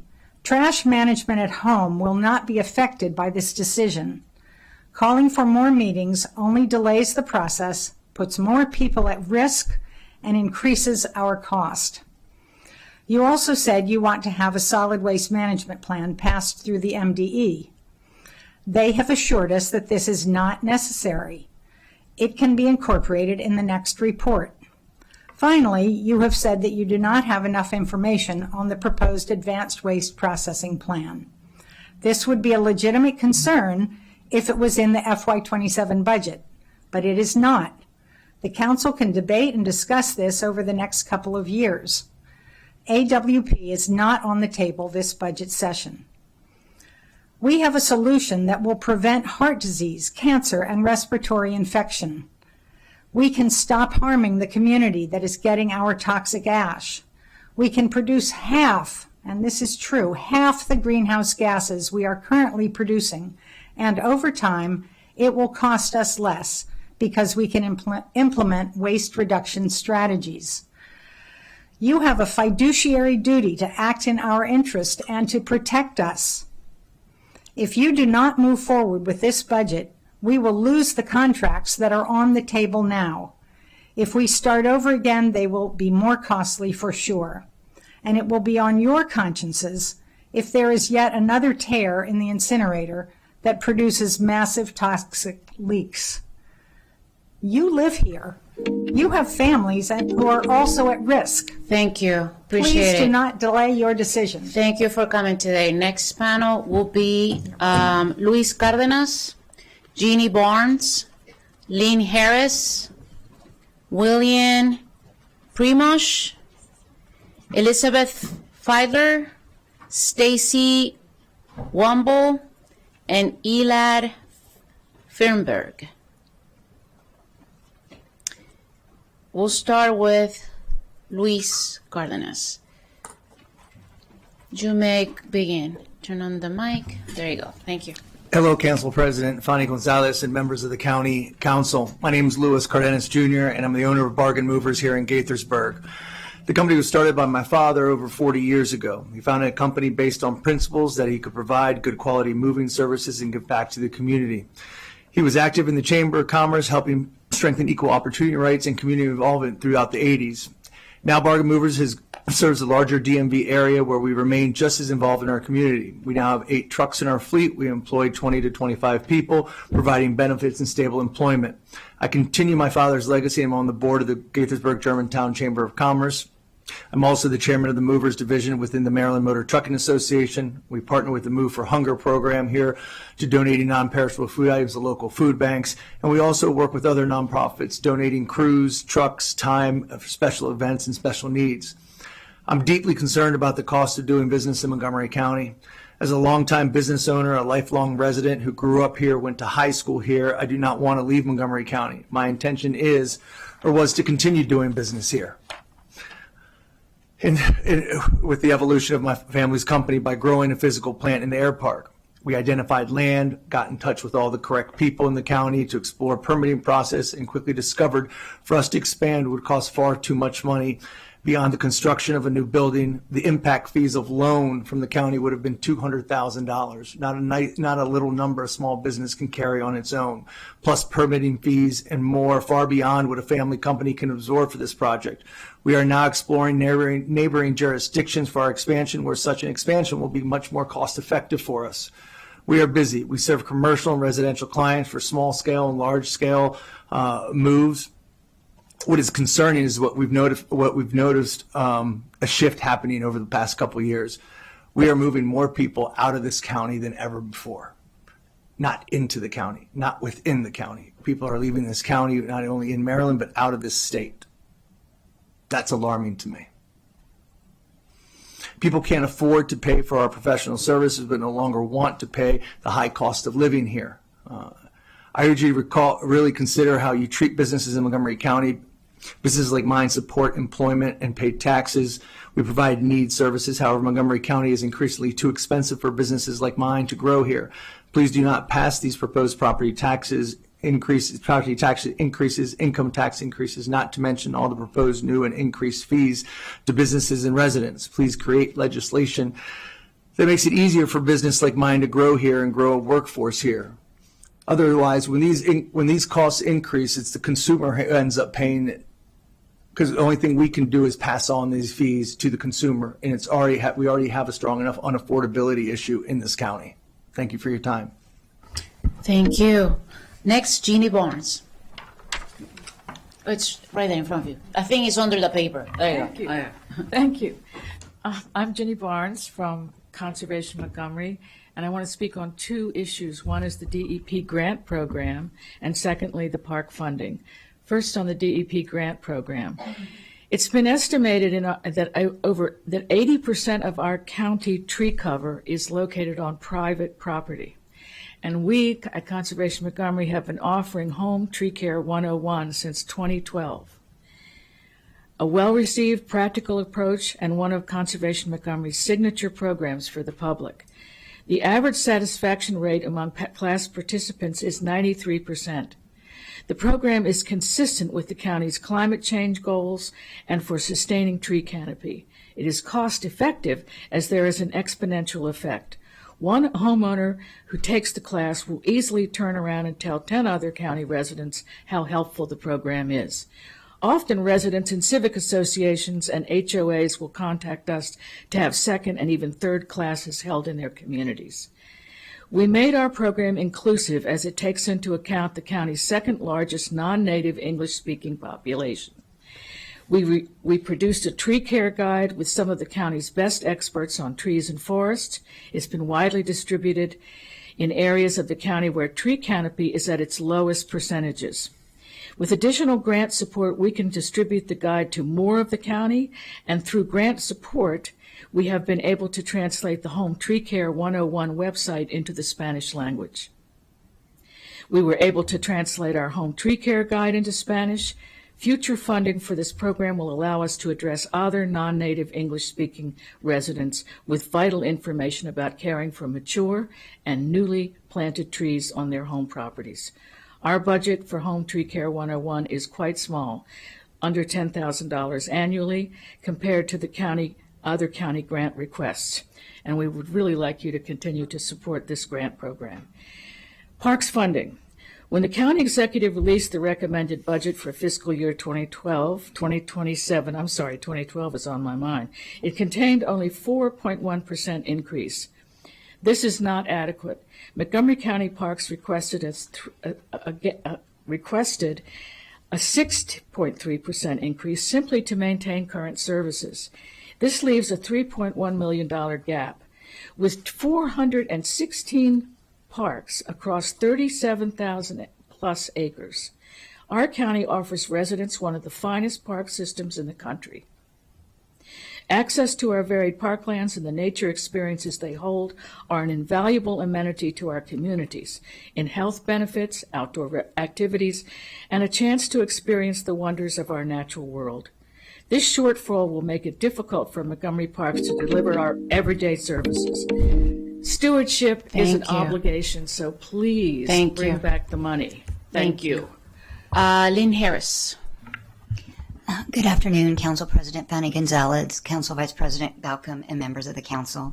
My name is Lynn Harris. I use she, her pronouns, and I'm here today wearing my hat as a member of the Interfaith Works Board of Directors to shine a spotlight on the amazing nonprofit community in Montgomery County that partners with the county every year to provide essential safety net services to our county's most vulnerable residents, and to applaud the work that 14 of those nonprofits have been doing in the past year, meeting the moment in which our federal government every day in word and deed attacks the most vulnerable communities among us. And they have met that moment by intentionally collaborating in ways that allow them to share data and information, to look for evidence-based methods to build and strengthen the capacity to deliver those essential safety net services, to find overlaps and gaps in the work that they do, and in all of those ways to try to make sure that we can make those shrinking dollars go as far as they possibly can in this time when not only is the federal government failing in its duty to support our most valuable residents, but also increasing the demand for the services that they are targeting. So I want to highlight two specific things. They've been alluded to earlier, but in the current county executive budget proposal, there is a 2.5% recommended increase in the COLA for these essential nonprofit contract holders. And when this collaboration of 14 nonprofits says that an 8% COLA is necessary for them to simply maintain their services and to try to better recruit and retain the incredibly important, hardworking frontline staff who deliver those services every day, I believe them. And I just have to take my hat off to the people that I know that deliver those services, because the work they do is hard in the best of times, and these are not the best of times. And it is becoming soul crushing, and the burnout rate is immense. And empowering in some small way these important nonprofits to maintain that workforce is essential to all of us. And I also want to highlight briefly the ask in the budget for Interfaith Works Connection Services, which is one of the keystone services provided at our Essential Needs Center. And that program is unique, and you all know that because you refer your constituents there, in that it provides, among other things, emergency financial support for county residents who are behind in rent or utility payments before they are in crisis. They do not have to bring with them an eviction notice or a court order to be eligible to receive those emergency support payments. Last year, we were able to help 495 families. With the increased budget, we could support almost 1,000. Thank you. Mr. William Primos? Yes. Good afternoon. My name is William Primos. I'm a retired Montgomery College part-time professor. For over 16 years, I have taught at the college and also at Montgomery County high schools that offer dual enrollment courses. During this time, I was a proud member of the college's part-time faculty union, SEO 500. My comments relate to both funding for Montgomery College and MCPS. They are both vital educational, social, and economic assets of the county, and they merit robust budgetary support even in difficult times.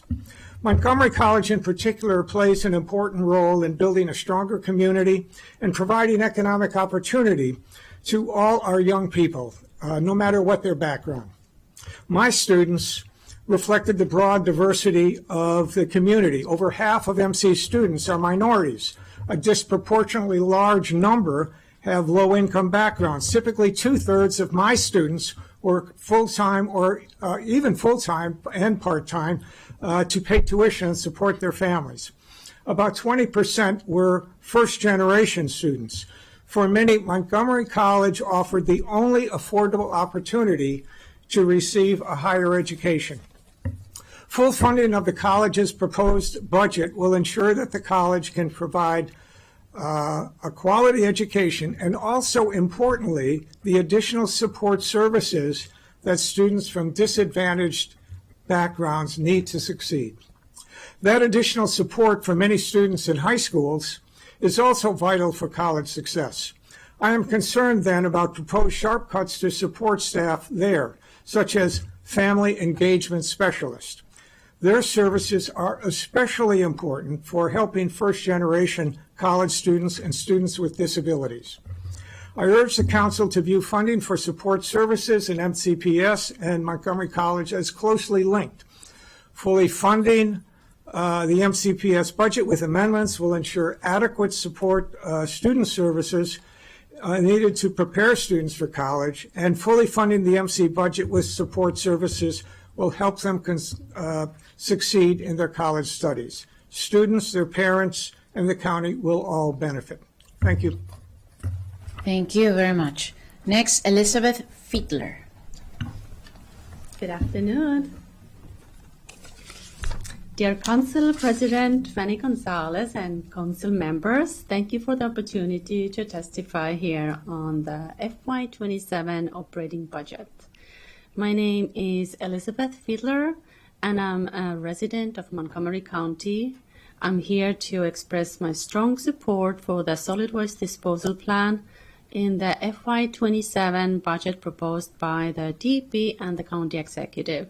This budget is a critical step forward in implementing zero waste strategies that will benefit our community, environment, and future generations. The DEP's plan will enable Montgomery County to finally close the trash incinerator, which has long been a source of pollution and health concerns. Recently reported major dioxin and furan leaks from two of the incinerator's free boiler units in the last few months have only increased the already significant risks of chronic lower respiratory disease and cancer, which was found in the county's 2018 report by the Department of Health and Human Services. Additionally, Montgomery County Department of Health and Human Services conducted a community health needs assessment in 2023 that lists the incinerator in Dickerson as an environmental hazard and points out the health concerns over the emissions of pollutants from the incinerator. The DEP has prepared a plan that allows us to transition to landfilling and close the trash incinerator, which will eliminate the risk of future dioxin leaks in Dickerson, will dramatically reduce the health risks from the air pollution, and will avoid the need for expensive investments to repair the aging trash incinerator. That has been estimated at around $365 million. Any further delay in transitioning away from trash incineration in Dickerson is not in the best interests of county residents. The DEP and the county executive's administration have provided the council with enough information to accept the plan, pass the budget, and get this transition underway. Many of you council members already agree that the closure of this 30-year-old trash incinerator is a good idea, and you have heard the details of the plan from the DEP. I trust you will follow your common sense, make the right decision, and approve the FY27 budget. It is puzzling and highly concerning to read the comments. Thank you very much. Thank you so much. Next, Stacy Womble. Good afternoon, council members. Thank you for the opportunity to speak and address the council today. My name is Stacy Womble, and I'm a parent of a young adult with autism. I'm here today to speak in support of continued and increased funding for the community-based after-school program Community Companions, operated through Catholic Charities of the Archdiocese of Washington. In 2018, I made the decision to relocate my family from my home state of New Jersey to Montgomery County, specifically because of the services and support this county is known for providing to individuals with developmental disabilities. That reputation matters. Families like mine plan our lives around it. This program is not just an after-school program, it's a lifeline. Since my son began attending, it has provided him with structure, social connection, and a safe environment where he is understood and supported. My son thrives in this program, and in ways I cannot replicate at home. He's building confidence, relationships, and independence. And for families like mine, it provides something equally critical: stability, relief, and ability to continue working, caring, and contributing to our communities. When funding was reduced in February of 2026, it didn't just impact the program, it created uncertainty for families who rely on it every day. Today, I'm asking you to consider what is truly at stake: an investment of $46,000 to sustain the program through the remainder of 2026 and $175,000 for 2027. Is not just a budget line. It is an investment in dignity, in inclusion, and in long-term well-being of some of your most vulnerable residents. Without programs like this, families are left to fill gaps that often are impossible to manage alone. And when families struggle, the broader community feels that impact as well. Montgomery County has built a reputation as a place that supports all of its residents, especially those who need it most, and I'm asking you to uphold that promise. Please restore and protect the funding for this program, because at the end of the day, this is about whether families like mine can continue to call Montgomery County a place where our children are not just accommodated, but truly supported, seen, and given the opportunity to thrive. Thank you for your time and consideration. Thank you. Elad Fernberg. Yes, thank you. Dear Council President and Council members, my name is Elad Fernberg, and I'm a resident of Montgomery County and a PhD scientist. I'd like to further support the testimony you heard from Lauren and Lisi, and express my strong support for the solid waste disposal plan in the FY27 operating budget that will finally close the trash incinerator and transition to composting and landfilling of non-recyclable waste to better protect everyone's health and the environment. I find it concerning that the Council President has issued statements that she would not support this plan and further delay the transition, claiming she has not received enough information from the DEP, while at the same time refusing to schedule a public briefing from the DEP for the entire Council. The Montgomery County Trash Incinerator, euphemistically called the RRF, is the largest industrial polluter in our county, releasing enormous amounts of toxins and greenhouse gases into our atmosphere. Recently, 2 large leaks of dioxins were detected due to tears in the baghouse filters of this aging 30-plus-year-old facility. Incinerator pollution is associated with increased risk of cancer, heart, and respiratory diseases.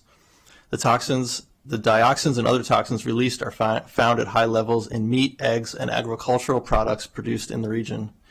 In addition to polluting the air, we dump 150,000 tons of toxic incinerator ash in a Virginia landfill nearby a low-income minority community.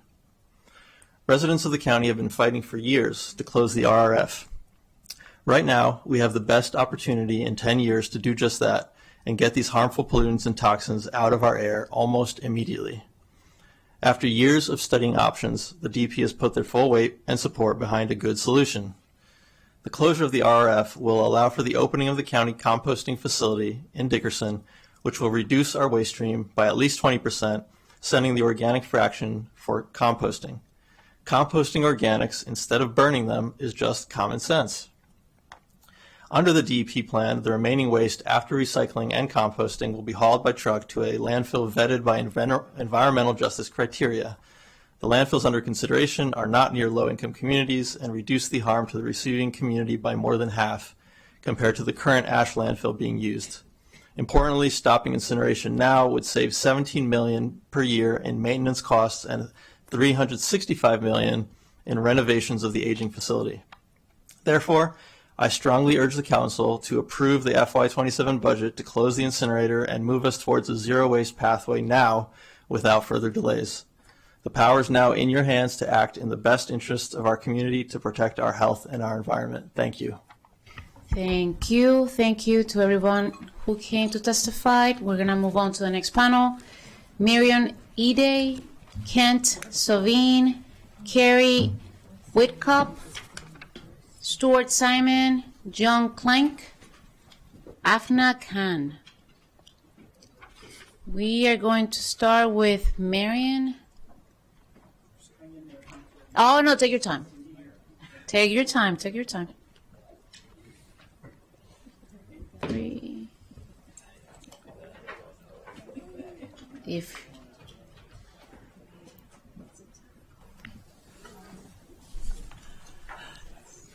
Go ahead. Hello. Thank you for the opportunity to testify today.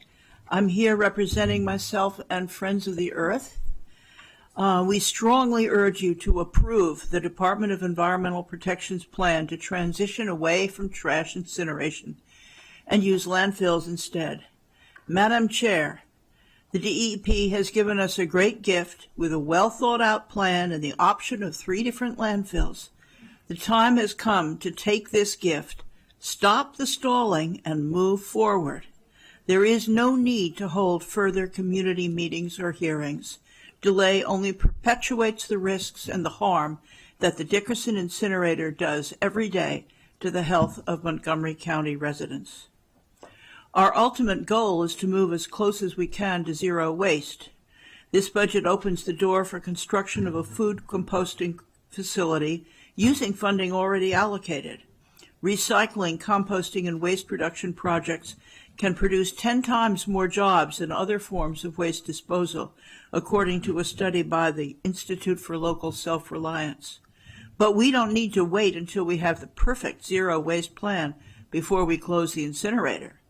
During a transition period, disposal in a landfill is a far, far better option than burning our trash. DEP's analysis shows that the costs are similar and the improvements to our health are priceless. And regarding the methane from landfills, many other jurisdictions tap the methane coming out of landfills. It doesn't need to be uncontrolled. The idea that it's just going to leak everywhere like crazy is not true. As an energy source, trash is even more polluting than coal because it is so inefficient. Trash incinerators produce 28 times more dioxin, 6 times more mercury, 6 times more lead, 3 times more nitrogen oxide, and 2.5 times more greenhouse gas for every unit of energy produced than even coal. Children in Baltimore living near the giant Wheelbrader incinerator have one of the highest asthma rates in the entire nation. So what about water?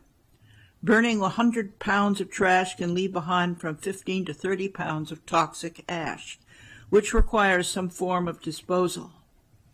Others will no doubt provide numbers, so let me give you an image.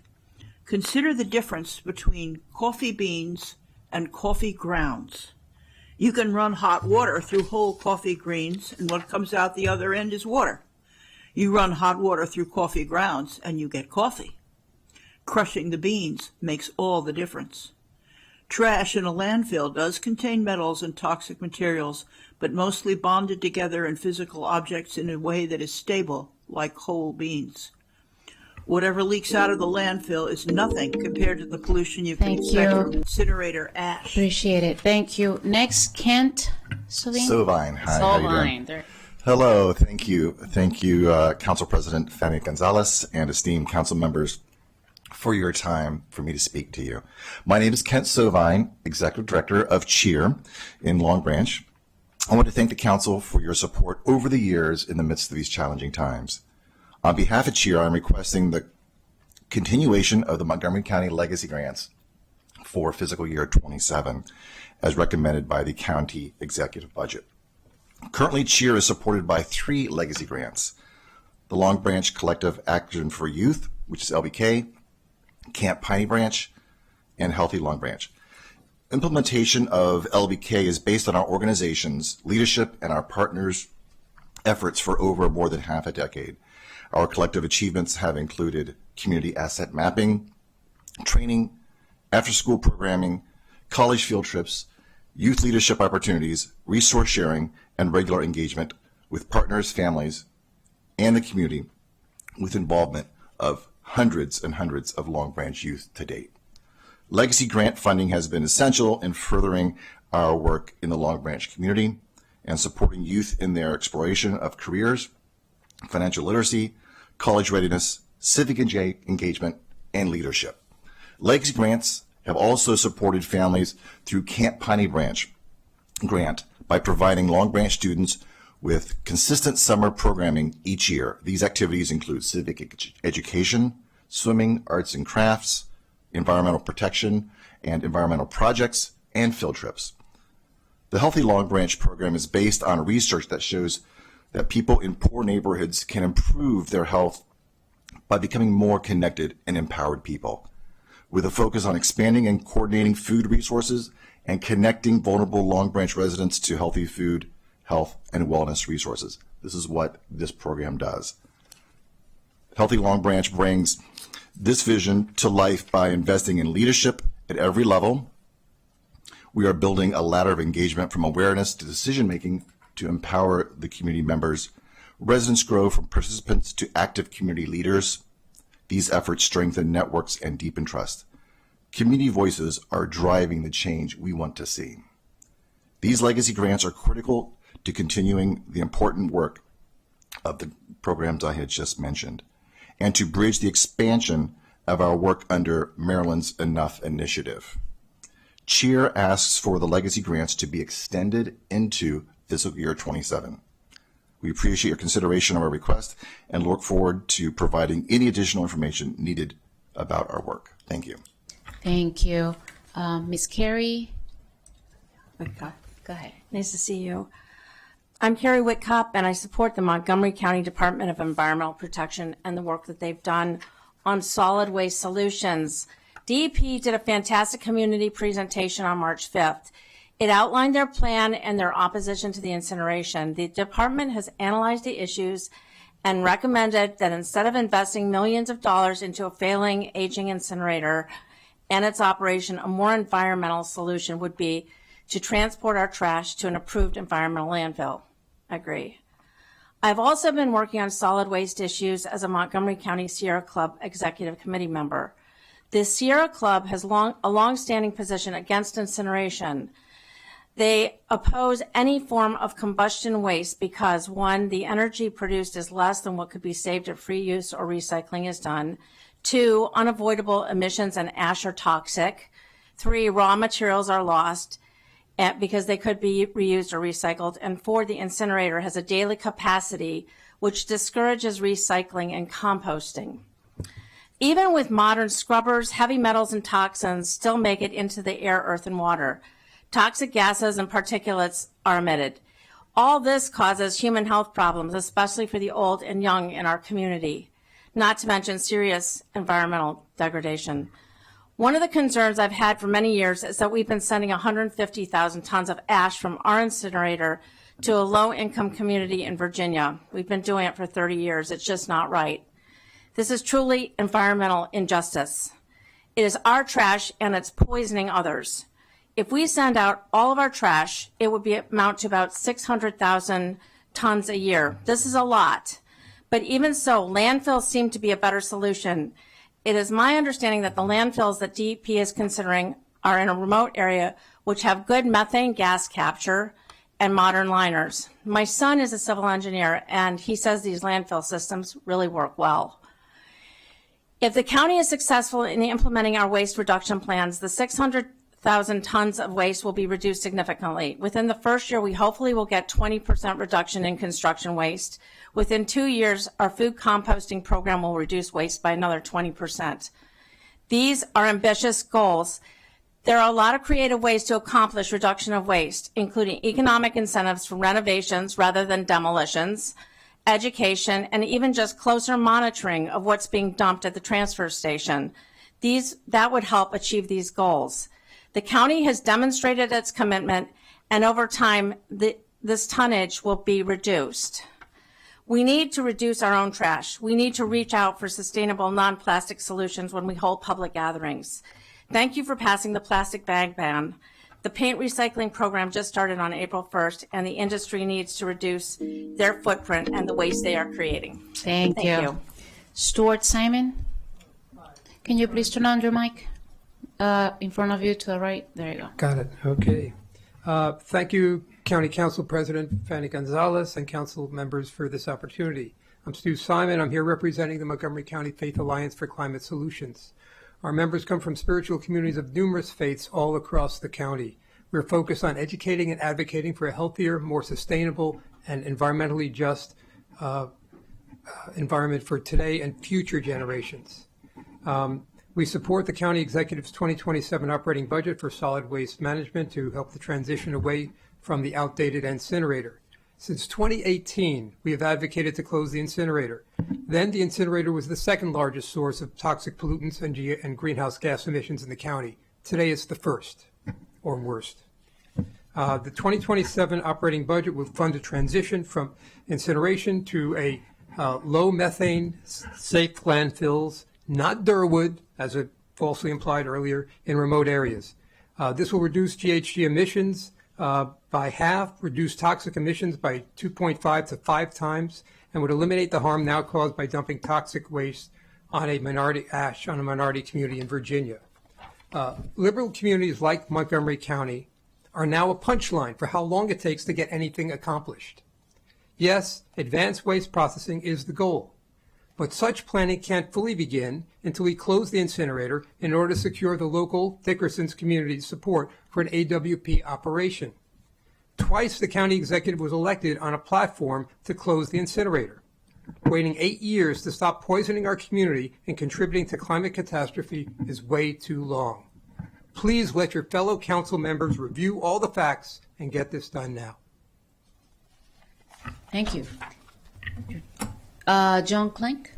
Yep. Good afternoon, council members. Hang in there. The end of the list is near. You're almost done. Thank you for the opportunity to speak today.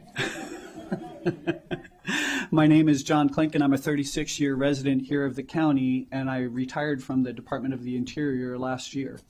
So as a retiree, I've been doing a lot more volunteer work in the county, supporting county programs with other retirees and residents.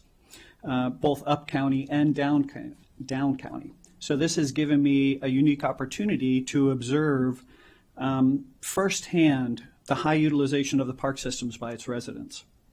I'm here today to urge you to fully fund the FY27 Montgomery County Parks and Planning Commission budget request. It's an investment that is not only fiscally responsible, but essential to health and long-term vitality of our community. Another way to put it, really, when you look at it, is that parks are not a luxury. I learned this at Interior National Parks are a critical infrastructure component for our people. For everybody, across the board. Every day, Montgomery County residents rely on our parks for safe places to exercise, gather, and connect with nature. From early morning walkers to youth sports leagues, from seniors seeking accessible trails to families enjoying the weekends together. Our park system serves everyone in every zip code of the county. In a time when mental health challenges and social isolation are rising, parks provide something increasingly rare, as Jack mentioned earlier, free, accessible spaces that promote wellness and belonging for our county residents. But the system does not maintain itself. And the FY27 budget request reflects real and growing needs. Much of our infrastructure, trails, playgrounds, athletic fields, and park facilities is aging. Deferred maintenance today leads to significantly higher costs tomorrow. Fully funding this budget request allows us to proactively maintain and modernize, ensuring safety, accessibility, and cost efficiency over time. There's also a clear economic case here. Parks increase property values. They also attract businesses and enhance workforce quality of life. They are a proven return on investment. When companies evaluate where to locate, quality of life matters, and a strong park system is a key part of that equation that a company considers. Fully funding the budget supports not just recreation, but also economic competitiveness for the county. Council members, the FY27 Parks and Planning Commission budget request is not about expansion in its own sake. It's about stewardship. It's about maintaining what we have, improving where we must, and ensuring that our park system continues to serve as one of Montgomery County's greatest assets. Fully funding the request is a commitment to public health, fiscal responsibility, and to the future of our community, and I urge you to support this. Thank you. Last but not least, in person, because we have more virtual, is Ms. Can. Go ahead. Good afternoon, Council President Fanny Gonzalez and members of the Council. My name is Amna Khan, and I'm the Director of Housing at Maryland Inclusive Housing.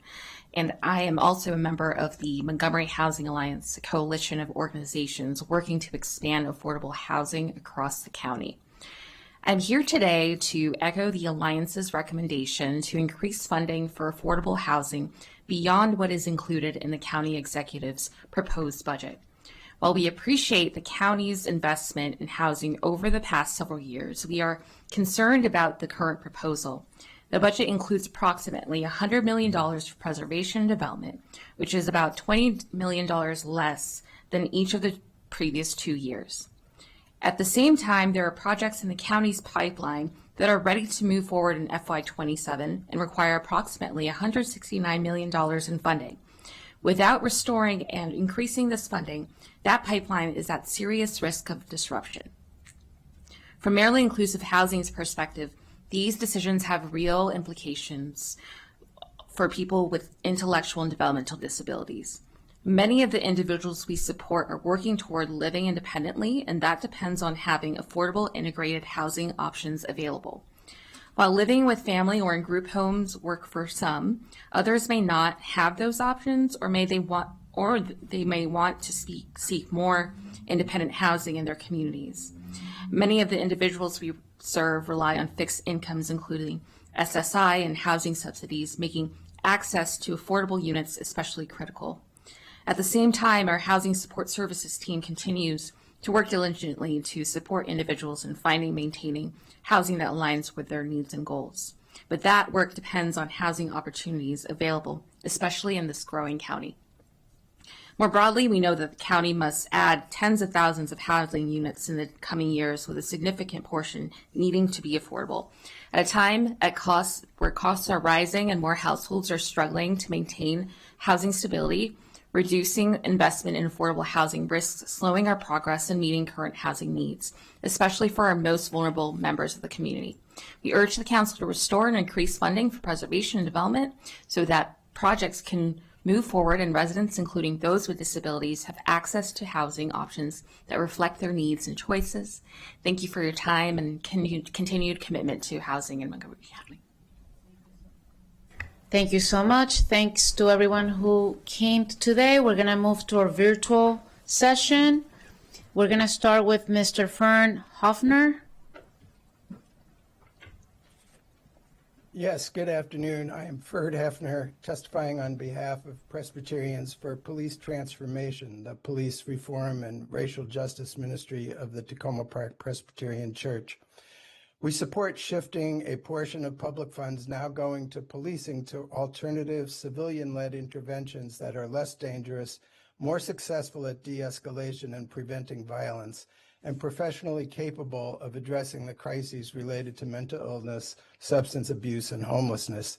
Therefore, we urge the Council to adopt a final 27 budget that transfers sufficient funds from the Police Department to achieve the following goals. First, increase the number of mobile crisis outreach teams to, at a minimum, the 8 proposed in the executive budget. Second, fill all current MCOT vacancies.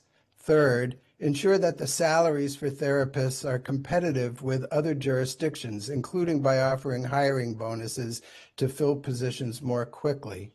Fourth, fund the Tacoma Park Mental Health Outreach Program, originally funded by DHHS via the city's federal ARPA funding, but now requiring ongoing county support to replace the expiring federal funding.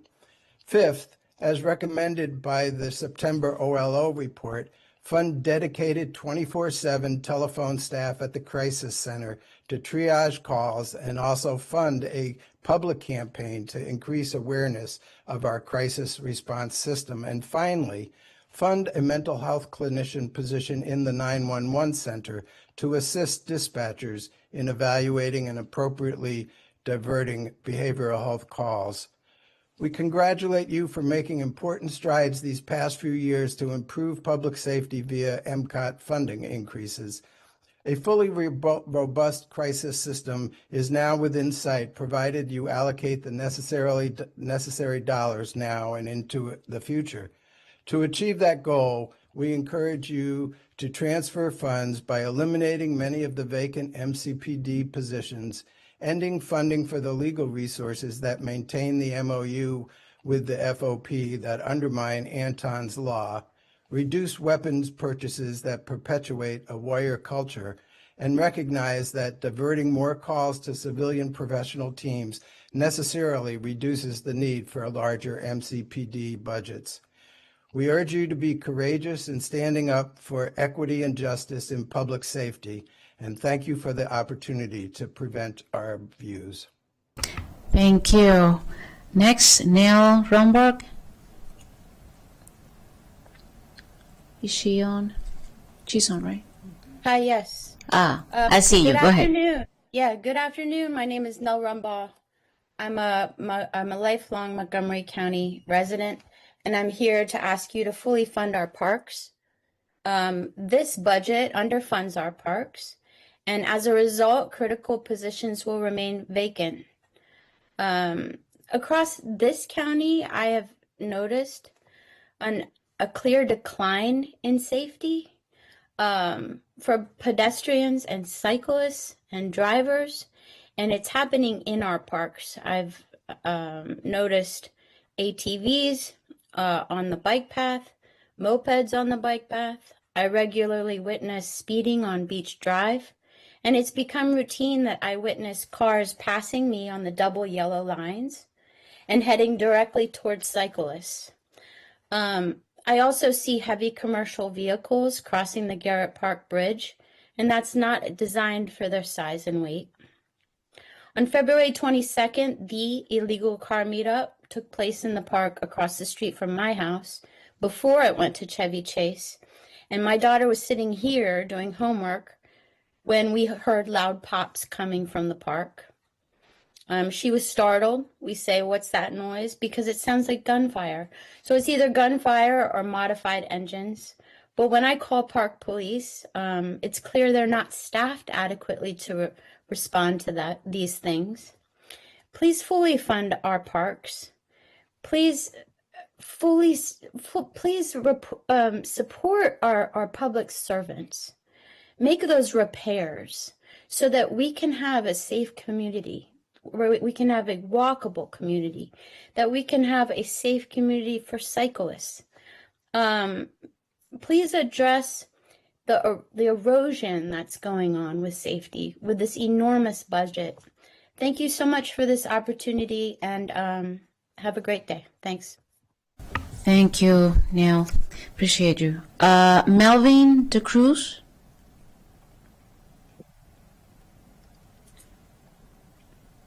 I know he's on.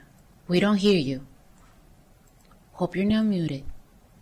Hello, can you hear me? Now we do. Go ahead. All right. Good afternoon, council members. Thank you for the opportunity to share my experience with NCCF's Affordable Housing Program. And I ask you to increase the county's budget for life-changing programs like these. My name is Melvin De Cruz, and I am a resident of Tacoma Park, Maryland. I've lived in my current spot since December 1st, 2025. For just over a year, since March of 2025, I've been employed as an overnight security guard. Before this, I was going through a period of transition in my life because of health issues. I could not work and had no permanent residence. I was relying on friends and frequently moving in between places. I had cataract removal surgery on both eyes, which I have now successfully completed. During this time, life was very challenging. I had to make ends meet and navigate the system to apply for different benefits. I relied on benefits for food and other necessities and had to figure out how I was going to survive day to day. Now that I have affordable housing, my life has changed drastically. My life feels like a breeze compared to what it was. Along with the sense of stability and peace, I now have a nice apartment in a good area in Tacoma Park, Maryland, along with wonderful neighbors and a better food and resource options. I've also had the pleasure of meeting some really solid human beings and have gotten to know my neighbors. When I chose my unit, I chose the ground floor because of my commute to work every day is by bicycle. I could easily move and store my bicycle. After my upstairs neighbor moved in, I noticed he was having trouble moving some of his furniture. I vowed that when I saw him next, I would introduce myself and offer to help. That happened, and I helped him move his couch. We both introduced ourselves, and we've been very neighborly. This program has offered me a real sense of community and getting to know many people in the building. We have each other's numbers and try to help out each other as much as possible. During the recent snowstorm, we took turns shoveling snow as neighbors. And even though this community and this economy is not as great right now, and the future is uncertain for me, it feels like it's not a struggle every day like it was. In these times, it's very challenging and difficult to have peace of mind. You're helping myself and my neighbors get a fresh start and a roof over our heads. I'm amazed at this program and that it even exists. Getting my keys gave me a new start and a new scope on life and what's possible. It's important to myself and not just to my neighbors that this funding continue, and I thank you for the opportunity to speak today. Mr. De Cruz, you were the last person to speak this afternoon, and I think it was a wonderful testimony. Thank you so much for doing so, and I wish you a lot of success. We're proud of you. Bye. Okay, we're adjourned.